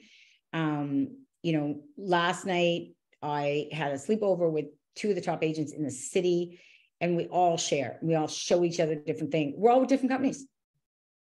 The 3 of us are with different brokerages, right? So it doesn't necessarily mean it has to be somebody in KW. Maybe your friend decided to join with Exit or whatever, but get yourself an accountability partner. It's huge. You will not be, unless you have myself, you have to have a certain mindset. If you can be 100% accountable, you know, I know I'm going to do this and this is what I'm going to how to do it. But I even mind changed with Sandra once I got Sandra that we did it. So, and Sandra and I still call each other when we need to pick me up for each other. So has anybody, oh, look, it says it 3 times. Choose an accountability partner. Choose an accountability. Has anybody chosen, that's not on a team, has anybody chosen a accountability partner? Yep. And Dennis, oh, sorry, I was going to say, and Dennis, do you meet with your accountability partner every week, or do you talk, or how do you do it? We actually have a group when we meet on a certain day every week, and then we've actually added one for a 411 as well. So we actually meet twice a week. Yeah. So if anyone doesn't know, 411 is 4 weeks, 1 month, 1 year to put in your schedule. So again, if you're not familiar with 411, that's how I learned 411 when I came to KW, and I implemented that. So I reverse engineer that too. I do 1141 actually. So 1 year, 1 month, 4 weeks, 1 day. And then, so I pick what I'm going to do for my year, and then I reverse engineer it. For me, it just makes it easier to figure out what it is monthly I actually need to do. If I know my 1 year and just work it backwards, but I've switched it to 1141. And fun fact, that's the last 4 digits of my phone number. Figured that out after it happened. Yeah. That's really, thanks for sharing that. That's a really good, because that brings you right back to scheduling. Because when you start, if you ever go outside and you work with a coach, your coach is going to say, what's your conversion rate? How many conversations do I need to have to get an appointment? So, yeah. So when you're, we have KW actually has it on one of their sites. They do have a pipeline tracker. So I used to use just a spreadsheet. I have a completely different system now that does all the math and everything for me, but start with your basic pipeline sheet that KW gives you. It's on command. Pardon me? It's on command. Okay. It's the goal setting on command. Yeah. Okay. So go in there, and every time you have a conversation with somebody about real estate, put them on there and revisit that. Like bring it up. Look at it once a week. Who have I been talking to lately? Right? Because remember, I just said there's like literally, I think Brenda Stampine has gone too, but the amount of realtors has exploded. It's exploded. Everybody has a cousin, a brother, a sister, an aunt, an uncle. It is unbelievable. I have so many past clients that are never going to use me again because one of their relatives now has their real estate license. That's the reality. So track them and keep in touch with those people. Because if you don't keep in touch with them, somebody else will. Like I've had a conversation with a person I meet at an open house that's been with an agent for 2 or 3 months, and I have them signed in 3 days as a buyer. That's the reality of this business. Oh, sorry, guys. I don't know why that came up. There we go. So I have a quick story, and it was with another friend of mine that went through school with me. For 2 years, she's been talking to someone on her street every day. Like, I would say every day, but literally probably 5 times a day from what she said. And just 3-4 weeks ago, listed her house with another agent. And the biggest thing that I learned in Bold, and the biggest thing I learned from her story as well, is she talked with her every day. Not once did they discuss real estate, and not once did she ask. And when she asked, she did ask, why did you pick somebody else and not me? She goes, because you never asked. And I didn't think you wanted to work with me because of it. There you go. So don't be scared to ask. Don't be scared to ask. Yeah. Yeah. They're going to, like I said, and I learned from another coach too, that again, like whether you do, like some people love door knocking. I hate door knocking. I've never done it. I do not like it. I came into this business at 47 years old. So, but there are agents out there that have built tremendous businesses off door knocking. And do you know how many agents are going back to door knocking? I was just going to ask that question. Like, I just find, I don't know, and I don't know if this is true or not, but do you think people are a little scared of, opening the door to a stranger now? Yeah. I don't like it. Could be. If somebody's knocking at my door, I'm like, ooh, who are you and why are you at my door? Yep. So I don't know if, 85% of the other people feel that way too. Yeah. Yeah, there's different things for everybody. I'm like Brenda, that wasn't my approach, but I know some people who do it with all enthusiasm, and your heart has to be into whatever you're doing. Yeah. You are not going to grow your business. If you do not step outside your comfort zone, you are not going to grow your business. You're never going to grow your business. So I had clients, I will door knock if I have a client looking in the neighborhood. I will door knock. And, several years ago, Mark and Kathy wanted to be on a certain street on Lake William. So I door knocked that specifically to say, because I had, and the people that weren't home, I taped a nice letter in an envelope. I think I put a Werther's candy or something in it. Right. And lo and behold, Kathy and Mark didn't buy anything on that street. I listed a home for $1 million on that street because of that letter. Right. If you have no money, door knocking and picking up the phone are 2 of your biggest lead generation tools. And if you're going to so another little marketing fact, a person has to see you, hear you at least 7 times before they're going to think of you again. So if you door knock a neighborhood for 3 months or 4 months and you say, damn, I didn't get any business in that neighborhood, door knock it for another 3 months, 4 months, 5 months. You need to pick an area and you need to be consistent. Yeah. It doesn't happen overnight. Right. So, and I and another person are scheduled to door knock in a Halifax neighborhood next week. So yeah, back to basics. Yeah. But again, I have a buyer that is actually looking in this neighborhood, though that's when I door knock. As a buyer's agent, our job is not to put them on MLS and go, hey, I wonder if anything comes up, right? Which is exactly why I signed the buyer the day before yesterday after being out with an agent for 3 or 4 months. No buyer's agreement signed. They were looking on Viewpoint every day and finding the properties. And the agent was like, no, I'll meet you there. Oh, geez, I can't make it today. And now they're with me. Right? So it makes a big difference. Daily success system. Have a sheet, have a book, have something but try and have your, oh, it's changed, it's 10. Okay. So when I first did Ignite, it was five, like, handwritten notes. I love handwritten notes. I love them. If anybody is not familiar with the 8x8, Keller Williams 8x8, please familiarize yourself with the 8x8. The 8x8 was developed, I don't know if Gary Keller developed, but anyways, that's when I learned it. It's like the 33 touch, or I think it's called 36 touch now. But the 8x8 is 8 touches in 8 weeks. So my note, so I built a lot of my business on open houses. I get a lot of buyers through open houses. That's another great lead generation tool, by the way. Me too. I love it. If you don't have any listings, call an agent that does. Call an agent that has new construction. Get in there. It is a great tool, right?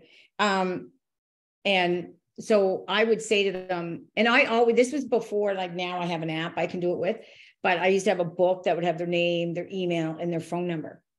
And I never had any problem getting their info out of it.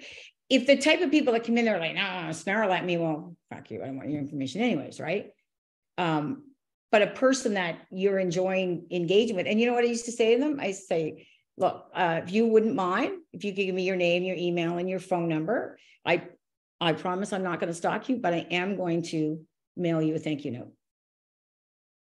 And the next day, on Monday morning, I would sit down, and everybody that was at my open house, even if they weren't buying, even if they were just going through because they wanted to see what the new paint colors were and the new construction or whatever the reason they were going through, they all got a thank you note from me.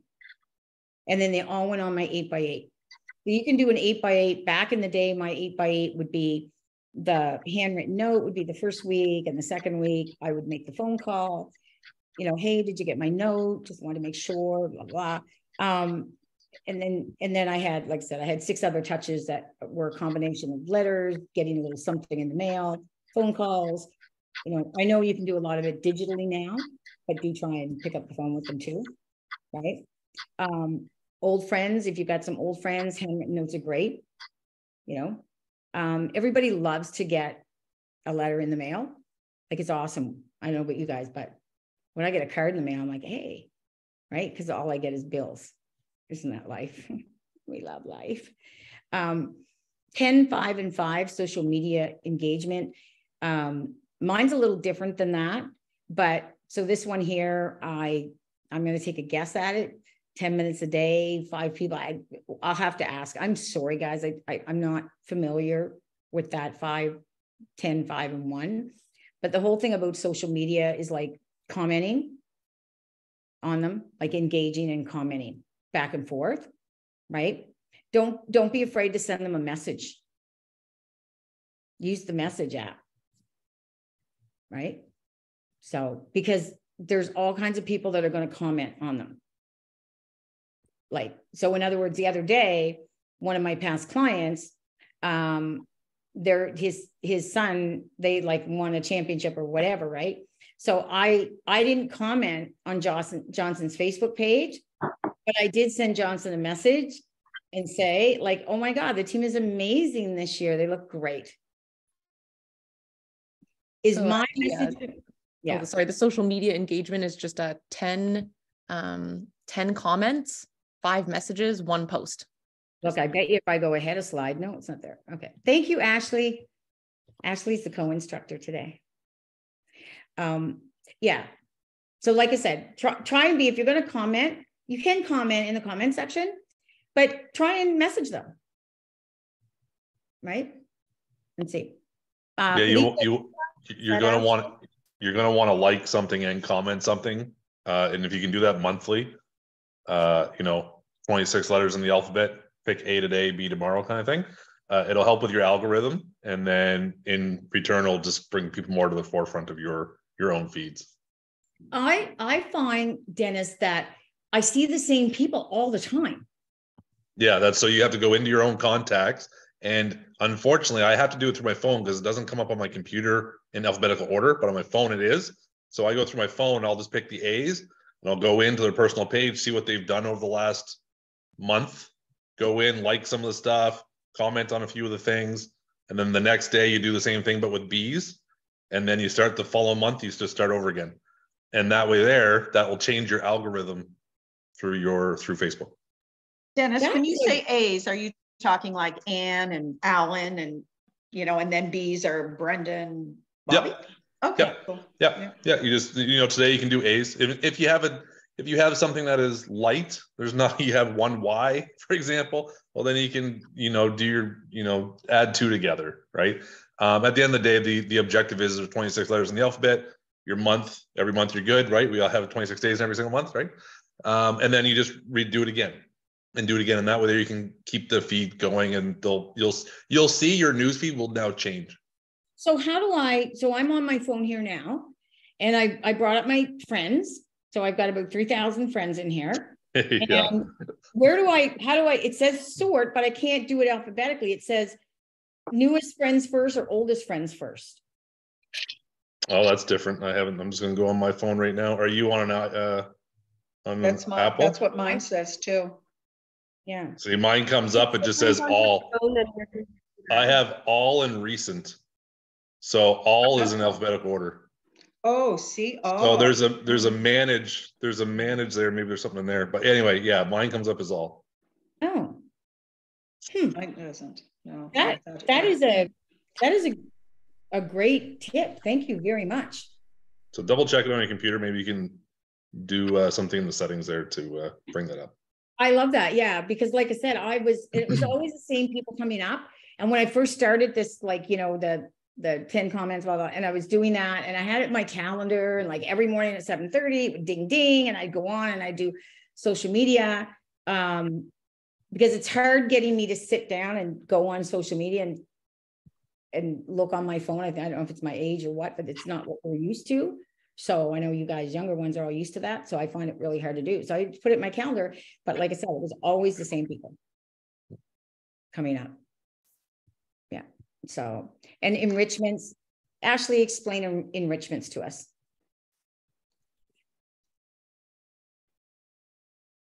Let me see if it says, no, it doesn't. Okay. Guys, this is new. Some of these pages are new, so I apologize.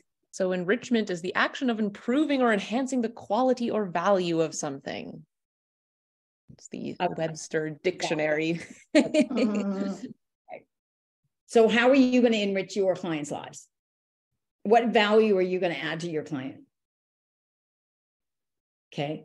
So every time we do something on my team, I say to them, do you want to be an average agent or do you want to be a top agent? If you do what all the other realtors are doing out there, you're going to be an average agent. Yeah. Another thing you say too all the time, Brenda, is how are you adding value? How are you adding value to this client? How are you adding value for them to work with you? And you say that all the time, whether it be a buyer or a seller. The question is, how are you adding value to them? How are you making them want to work with you? Essentially, how are you adding value? So remember, there's 2,000 of us. There's actually, I think right now there's 2,066 realtors in the city, is what I was told last night. That's a lot of realtors.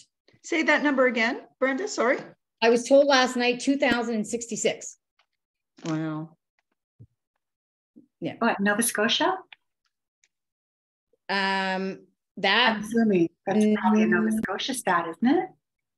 I'm going to have to double check on that because there were 1,700 with NSAR. No, this is NSAR. I don't pull the Valley.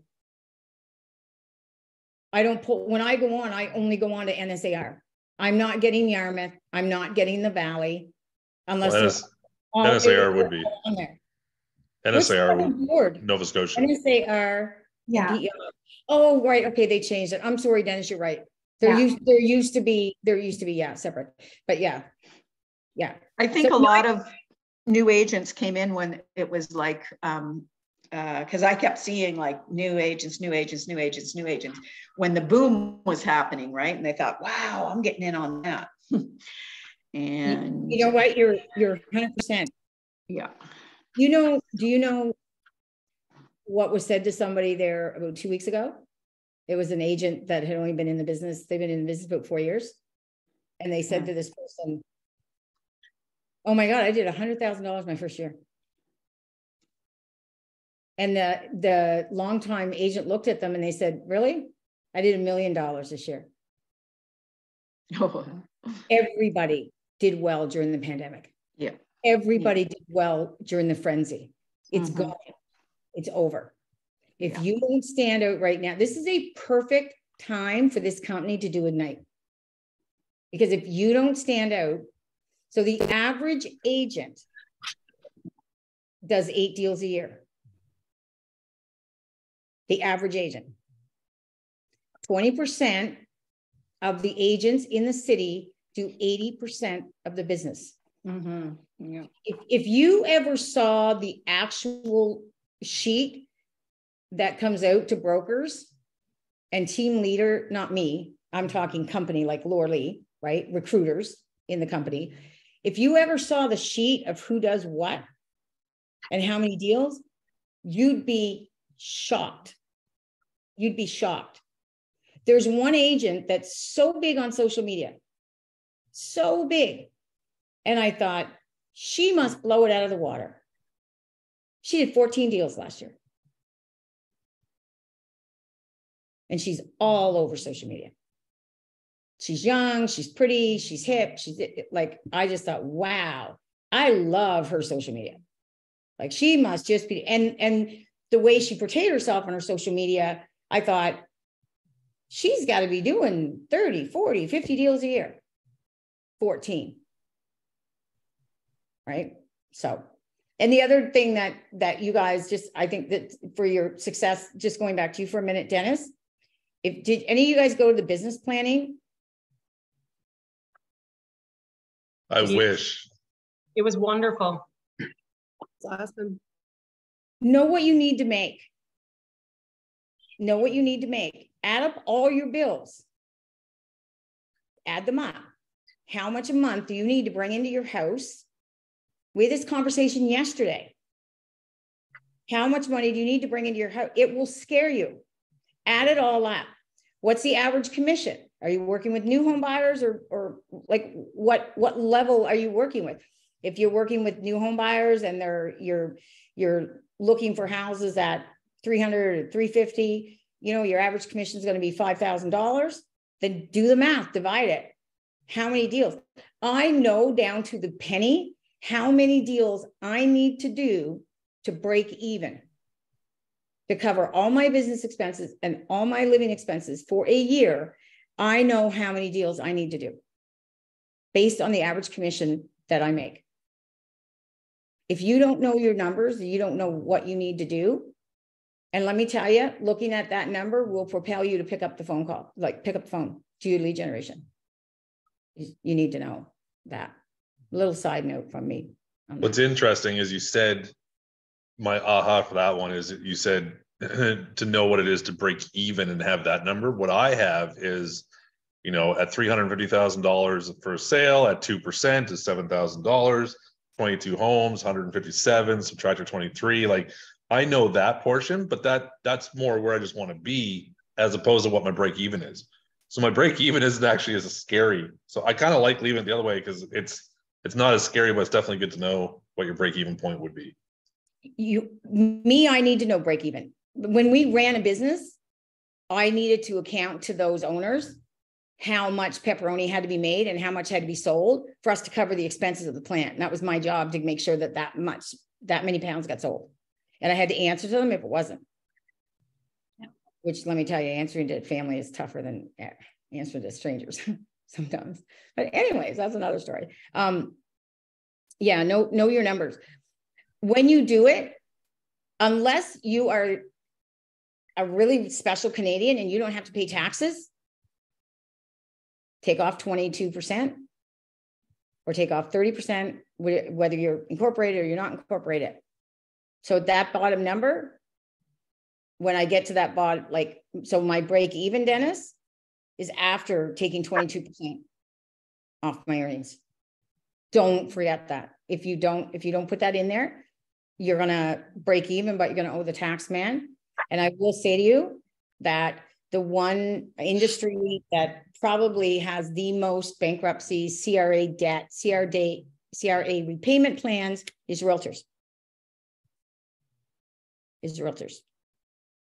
And you'd be shocked to know how many real estate companies out there garnish commission checks from realtors? It's scary. I'm not meaning it's scary, but I'm just being upfront with you. Because it's a business. If you're a realtor and you don't run this like you're a business, right? Do you have your statements, what you break even? Then, right? And we all know in this industry, as you know, Brenda, there's months, like I said, you can go without. You can go sometimes 2-3 months and you don't have a closing. So if you can measure it, you can improve it. So that's about tracking. So please, please, please track. Get your pipeline sheet there.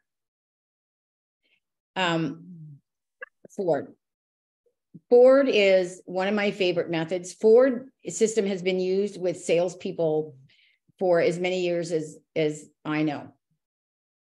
And family, occupation, recreation, dreams. So we actually have an open house script and training that for the team that incorporates Ford into the conversations. So use Ford. It's great. Ask about, the family. And so when I'm doing my lead generation, I'm making calls, I'll say, hi, whenever. I'm not good when I have to say this in front of people because I forget what I'm going to say, but, oh, hey, it's Brenda Kay. How you guys been doing? Calling for 2 reasons today. First of all, and then I say, how's the family? How'd you survive COVID? Right? Like a lot of my calls last year, really, and even in 2021, they're great. COVID gives us so many scripts. It's crazy, people. COVID is a script mecca, right? Are you getting back to normal from COVID? Are you still working at home, right? As your company? Are you back on the road again? If you know they're salespeople, right? We used to talk about the kids in school. How are the kids managing? Oh, the kids must love being back in school. So there's so much to use for COVID, right? The apology script a lot of agents are using right now is that the apology script is an apology. That's what it is. It is, oh my God, I can't believe it's been like 3 or 4 years. We haven't even talked. I am so sorry. I completely meant to cut. And you know what? I got caught up in the craziness of the world for the last 3 years. Did you find that? And they answered me. So tell me about how are things with you? How's the family? Is everything settled down right now? And we have a little bit of a conversation. And then I say to them, well, the second reason I called is that, my God, there are so many things being said about real estate today. We're hearing things on the news and there's this and there's that. What are you thinking about the real estate market right now? What's your opinion of it? It's a great conversation to have with somebody. It's really easy. You want to know what their opinion is. Now, here's the thing. Off the top of my tongue, any day of the week, I can quote you the stats. There are 604 active listings right now. There were 27 went from active to conditional. There were 57 that went from conditional to sold. Out of those, there were 17 that went over asking. The average days on market were 35.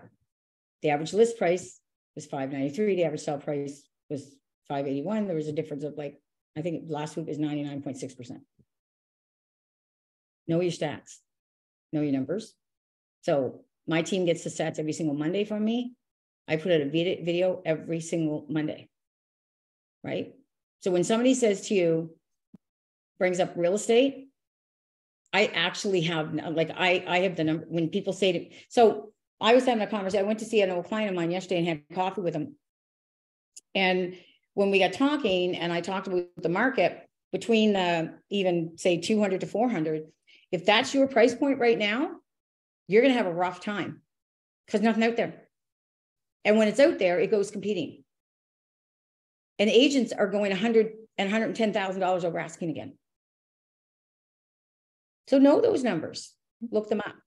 And every single great tip that Brenda definitely shared with our team. I use it all the time. Is Brenda says you want to know your market and you want to show that you're an expert in that market. So not only do we do those stats every Monday, we also do monthly stats. But another thing that Brenda brought to my attention when I first joined the team was the hot sheet on your NSAR dashboard. And then you can sort that by every day, every week. And then you can actually look and see everything that's sold, everything that went conditional, everything that is active.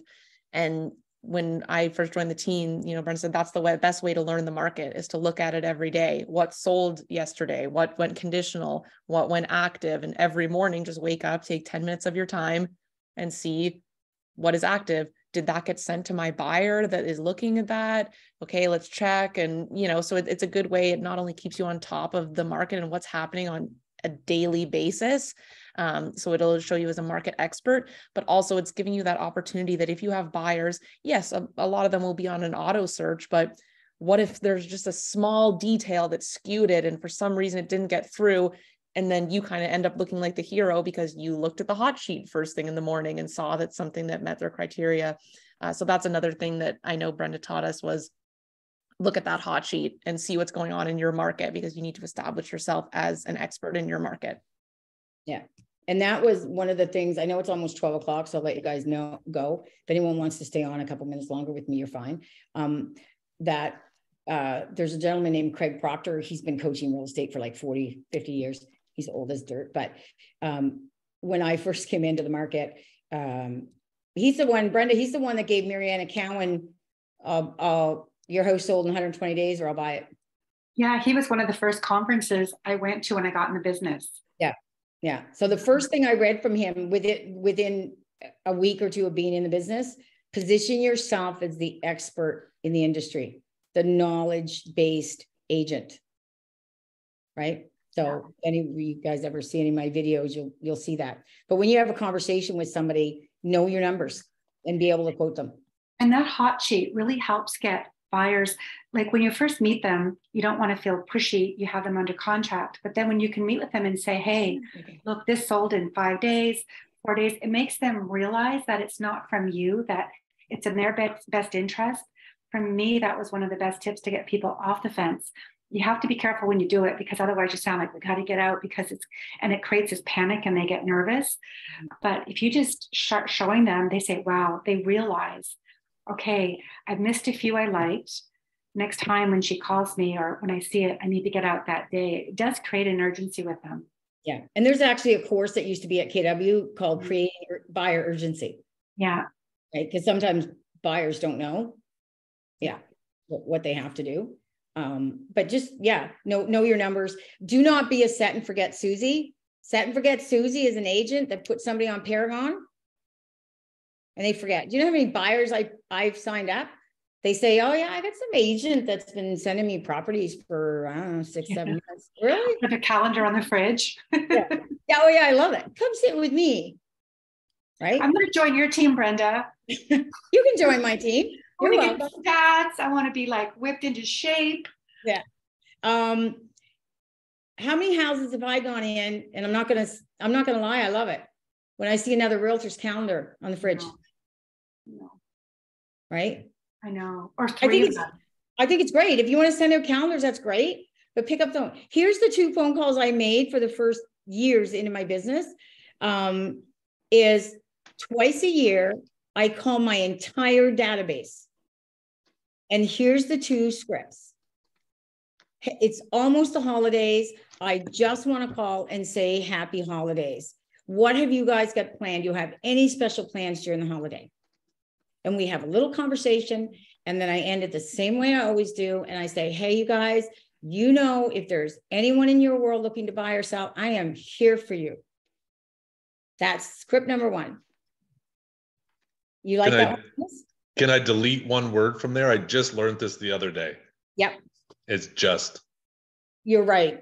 Yeah. I wanted to reach out. Don't put I just wanted. I wanted to reach out. And someone told me that, and man, it really makes a huge difference the moment that one word's deleted. I say that all the time. I use just all the time, and I'm trying hard not to. Same here. It's same here. So hard. If you guys want to get a book, I bought the team members a couple Christmases ago. I bought them this book. It's called Exactly What to Say by Phil Jones. Listen to Phil's podcast. Put the book on Audible. When I first came to KW, Valerie Folk gave me a disc with Diana Kokoska on it. I listened to that disc for 6 months in my car. 6 months, right? Everything about buying, everything about selling, all the objections, what you say, how you say things. And I still use them to this day. So Phil Jones, exactly what to say on Audible, put it in your car. And you're right, Dennis. And that's habit because I'm old, because that's very common to say, I am reaching out right now too. The second phone call, I'll take the word just out, is my God, the winter is finally over. Spring is here. I'm just calling to, no, sorry, Dennis. I'm calling to see how you guys made out during the winter. Were you guys got any special plans this summer? And then we would talk about where are they going to go this summer? What are they going to do? How the kids do in school? So we get in a little conversation, and then I ended off with the same thing. Yeah. As always, you know, with me, for anyone in your world looking to buy or sell, I'm always here for it. Right. So making the phone calls, like if you're coming, they always say, like, if you're coming from a place of contribution, but I just say, if you're coming from a place of conversation, just have a conversation, just care about people. So start with your sphere. Any ahas from today? Too many to list. I gotta go. Thank you, Dennis. too many to list. I'm gonna have to go back and watch this one again. Thank you, Dennis. That's so sweet of you to say. Mm-hmm. Yeah, really good, really good. And the aha, I guess, is this: like, we all have to get back to basics. The last 3 years, it was like you almost didn't even have to work, and now it's like, oh, okay, I need to work.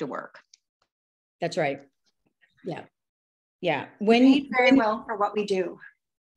We are paid very well, and a top agent. Now, this was back in. I was given this number in 2012. So what a top agent at that time should be making $600 an hour. That was in 2012. I have done deals where I've made over $1,000 an hour. I've also spent months with people and not made anything. Yeah. Right? So that's how our job works. Every single time we list a house, we're not necessarily going to get paid. What has happened in the last 3 to 4 years, like I said, going back, and Brenda knows, is not the norm. The average days on market in 2015 were 128 days. Wow. In 2015. So, right? We're coming into a shift. So in 2011, the SHIP contract was announced in November. 2012, we went into a seller's market for the first time in umpteen years. And when we went into that seller's market, competing offers were like 2. Mm-hmm. Over asking was like 5,000 maybe. So what we've seen in the last 3 to 4 years is unprecedented in Nova Scotia real estate. I've been trading real estate and following it since 1983. It's unprecedented. Whatever happened. What happened in the last 4 years? The interest rates will never go this low again. Talk to people and ask them if they have any questions, and tell them to acclimate to the interest rates, because they're not going to change. They're never going to go down to 1.8 again.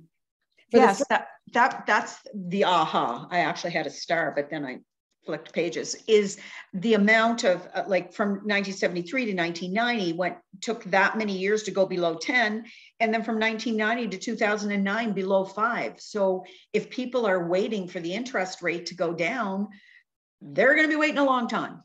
It's not going to happen right. For the very first time in the market, what mortgage brokers were seeing and what seasoned agents were seeing is people were trading up because money was cheap. Right? Yes, so now right. So, you know, if you have a $600,000 home and you're at 1.89 and you jump up to 5.49, your payment's going to go up somewhere in around $600 a month. Yeah, exactly. Right?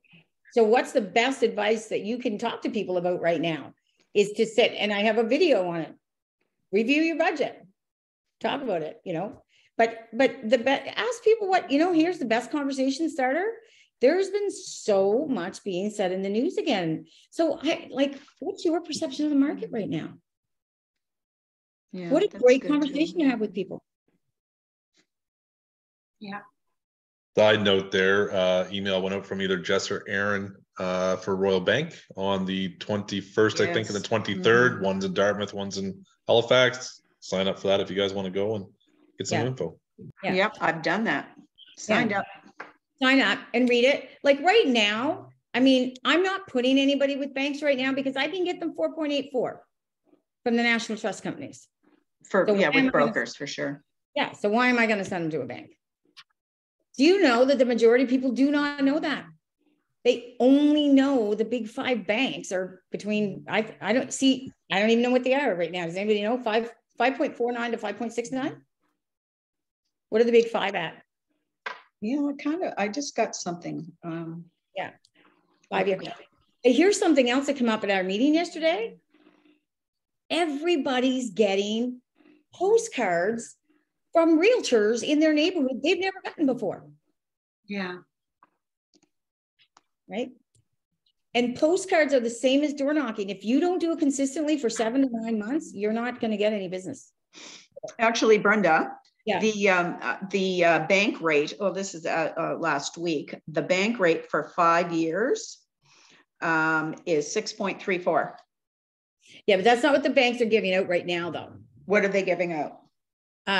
There was someone I was talking to a couple of weeks ago, and I think they were at like 5.49 or 5. They were right in around there. I sent them to Cyrus.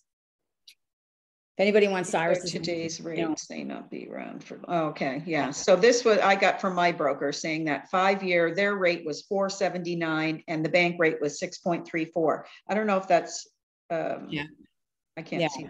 The bank usually has a discounted rate that doesn't honestly that you know what, that is broker media material. It's what? That's broker media material. Yeah, it is. That's fake news. But why would they, just out of curiosity, why, like, if that's not the correct rate, why would they even bother to? Because if it's a posted rate, Holly, it's correct. If it's a posted rate, it's correct. Oh, right. Okay. Yep. Posted rate is what she says here. Yeah. But so, yeah, somebody could probably get a better rate. I get you. Right. So when I get off the phone here, now just out of curiosity, I'm going to call my RBC girl and find out. I just have not been using the big 5. I know. And you know what? Here's the thing. My bad, because I should know this. As realtors, we should know this information. But there's just been a lot happening with interest rates lately that you kind of, all I do is keep focused on where Cyrus is the last little while. Right. So yeah. Cyrus is your mortgage broker, I'm assuming. Cyrus is with Premier Mortgages. So if anybody wants Cyrus's number, then just reach out to me or Ashley and we'll give it to you. I babysit my clients and Cyrus babysits clients. So that's why Cyrus and I make such a good team. Mm-hmm. Right? That's what I like about him, because Cyrus keeps in touch with you. I know, shock. So most times you send a deal into a mortgage broker and you're not going to hear from them. You're going to be calling them the day before the deal's due and go like, do we have a finance letter here? Right? Cyrus keeps you updated. Ashley, we should send this recording to Cyrus. He owes me a coffee. Yeah, I was going to say. Big time. But it's just that I just want to share that because he is a really, really good broker and he's very client service focused. Very client service focused. So if you do want his contact, just reach out to us and we'll give it to you. So you guys are stuck with me again on Friday. So I guess I'll see you guys on Friday. Thanks, Brenda. Yeah, great session, Brenda. Thank you. See you Friday. Talk to you later. Bye. Thanks, Brenda. Thank you.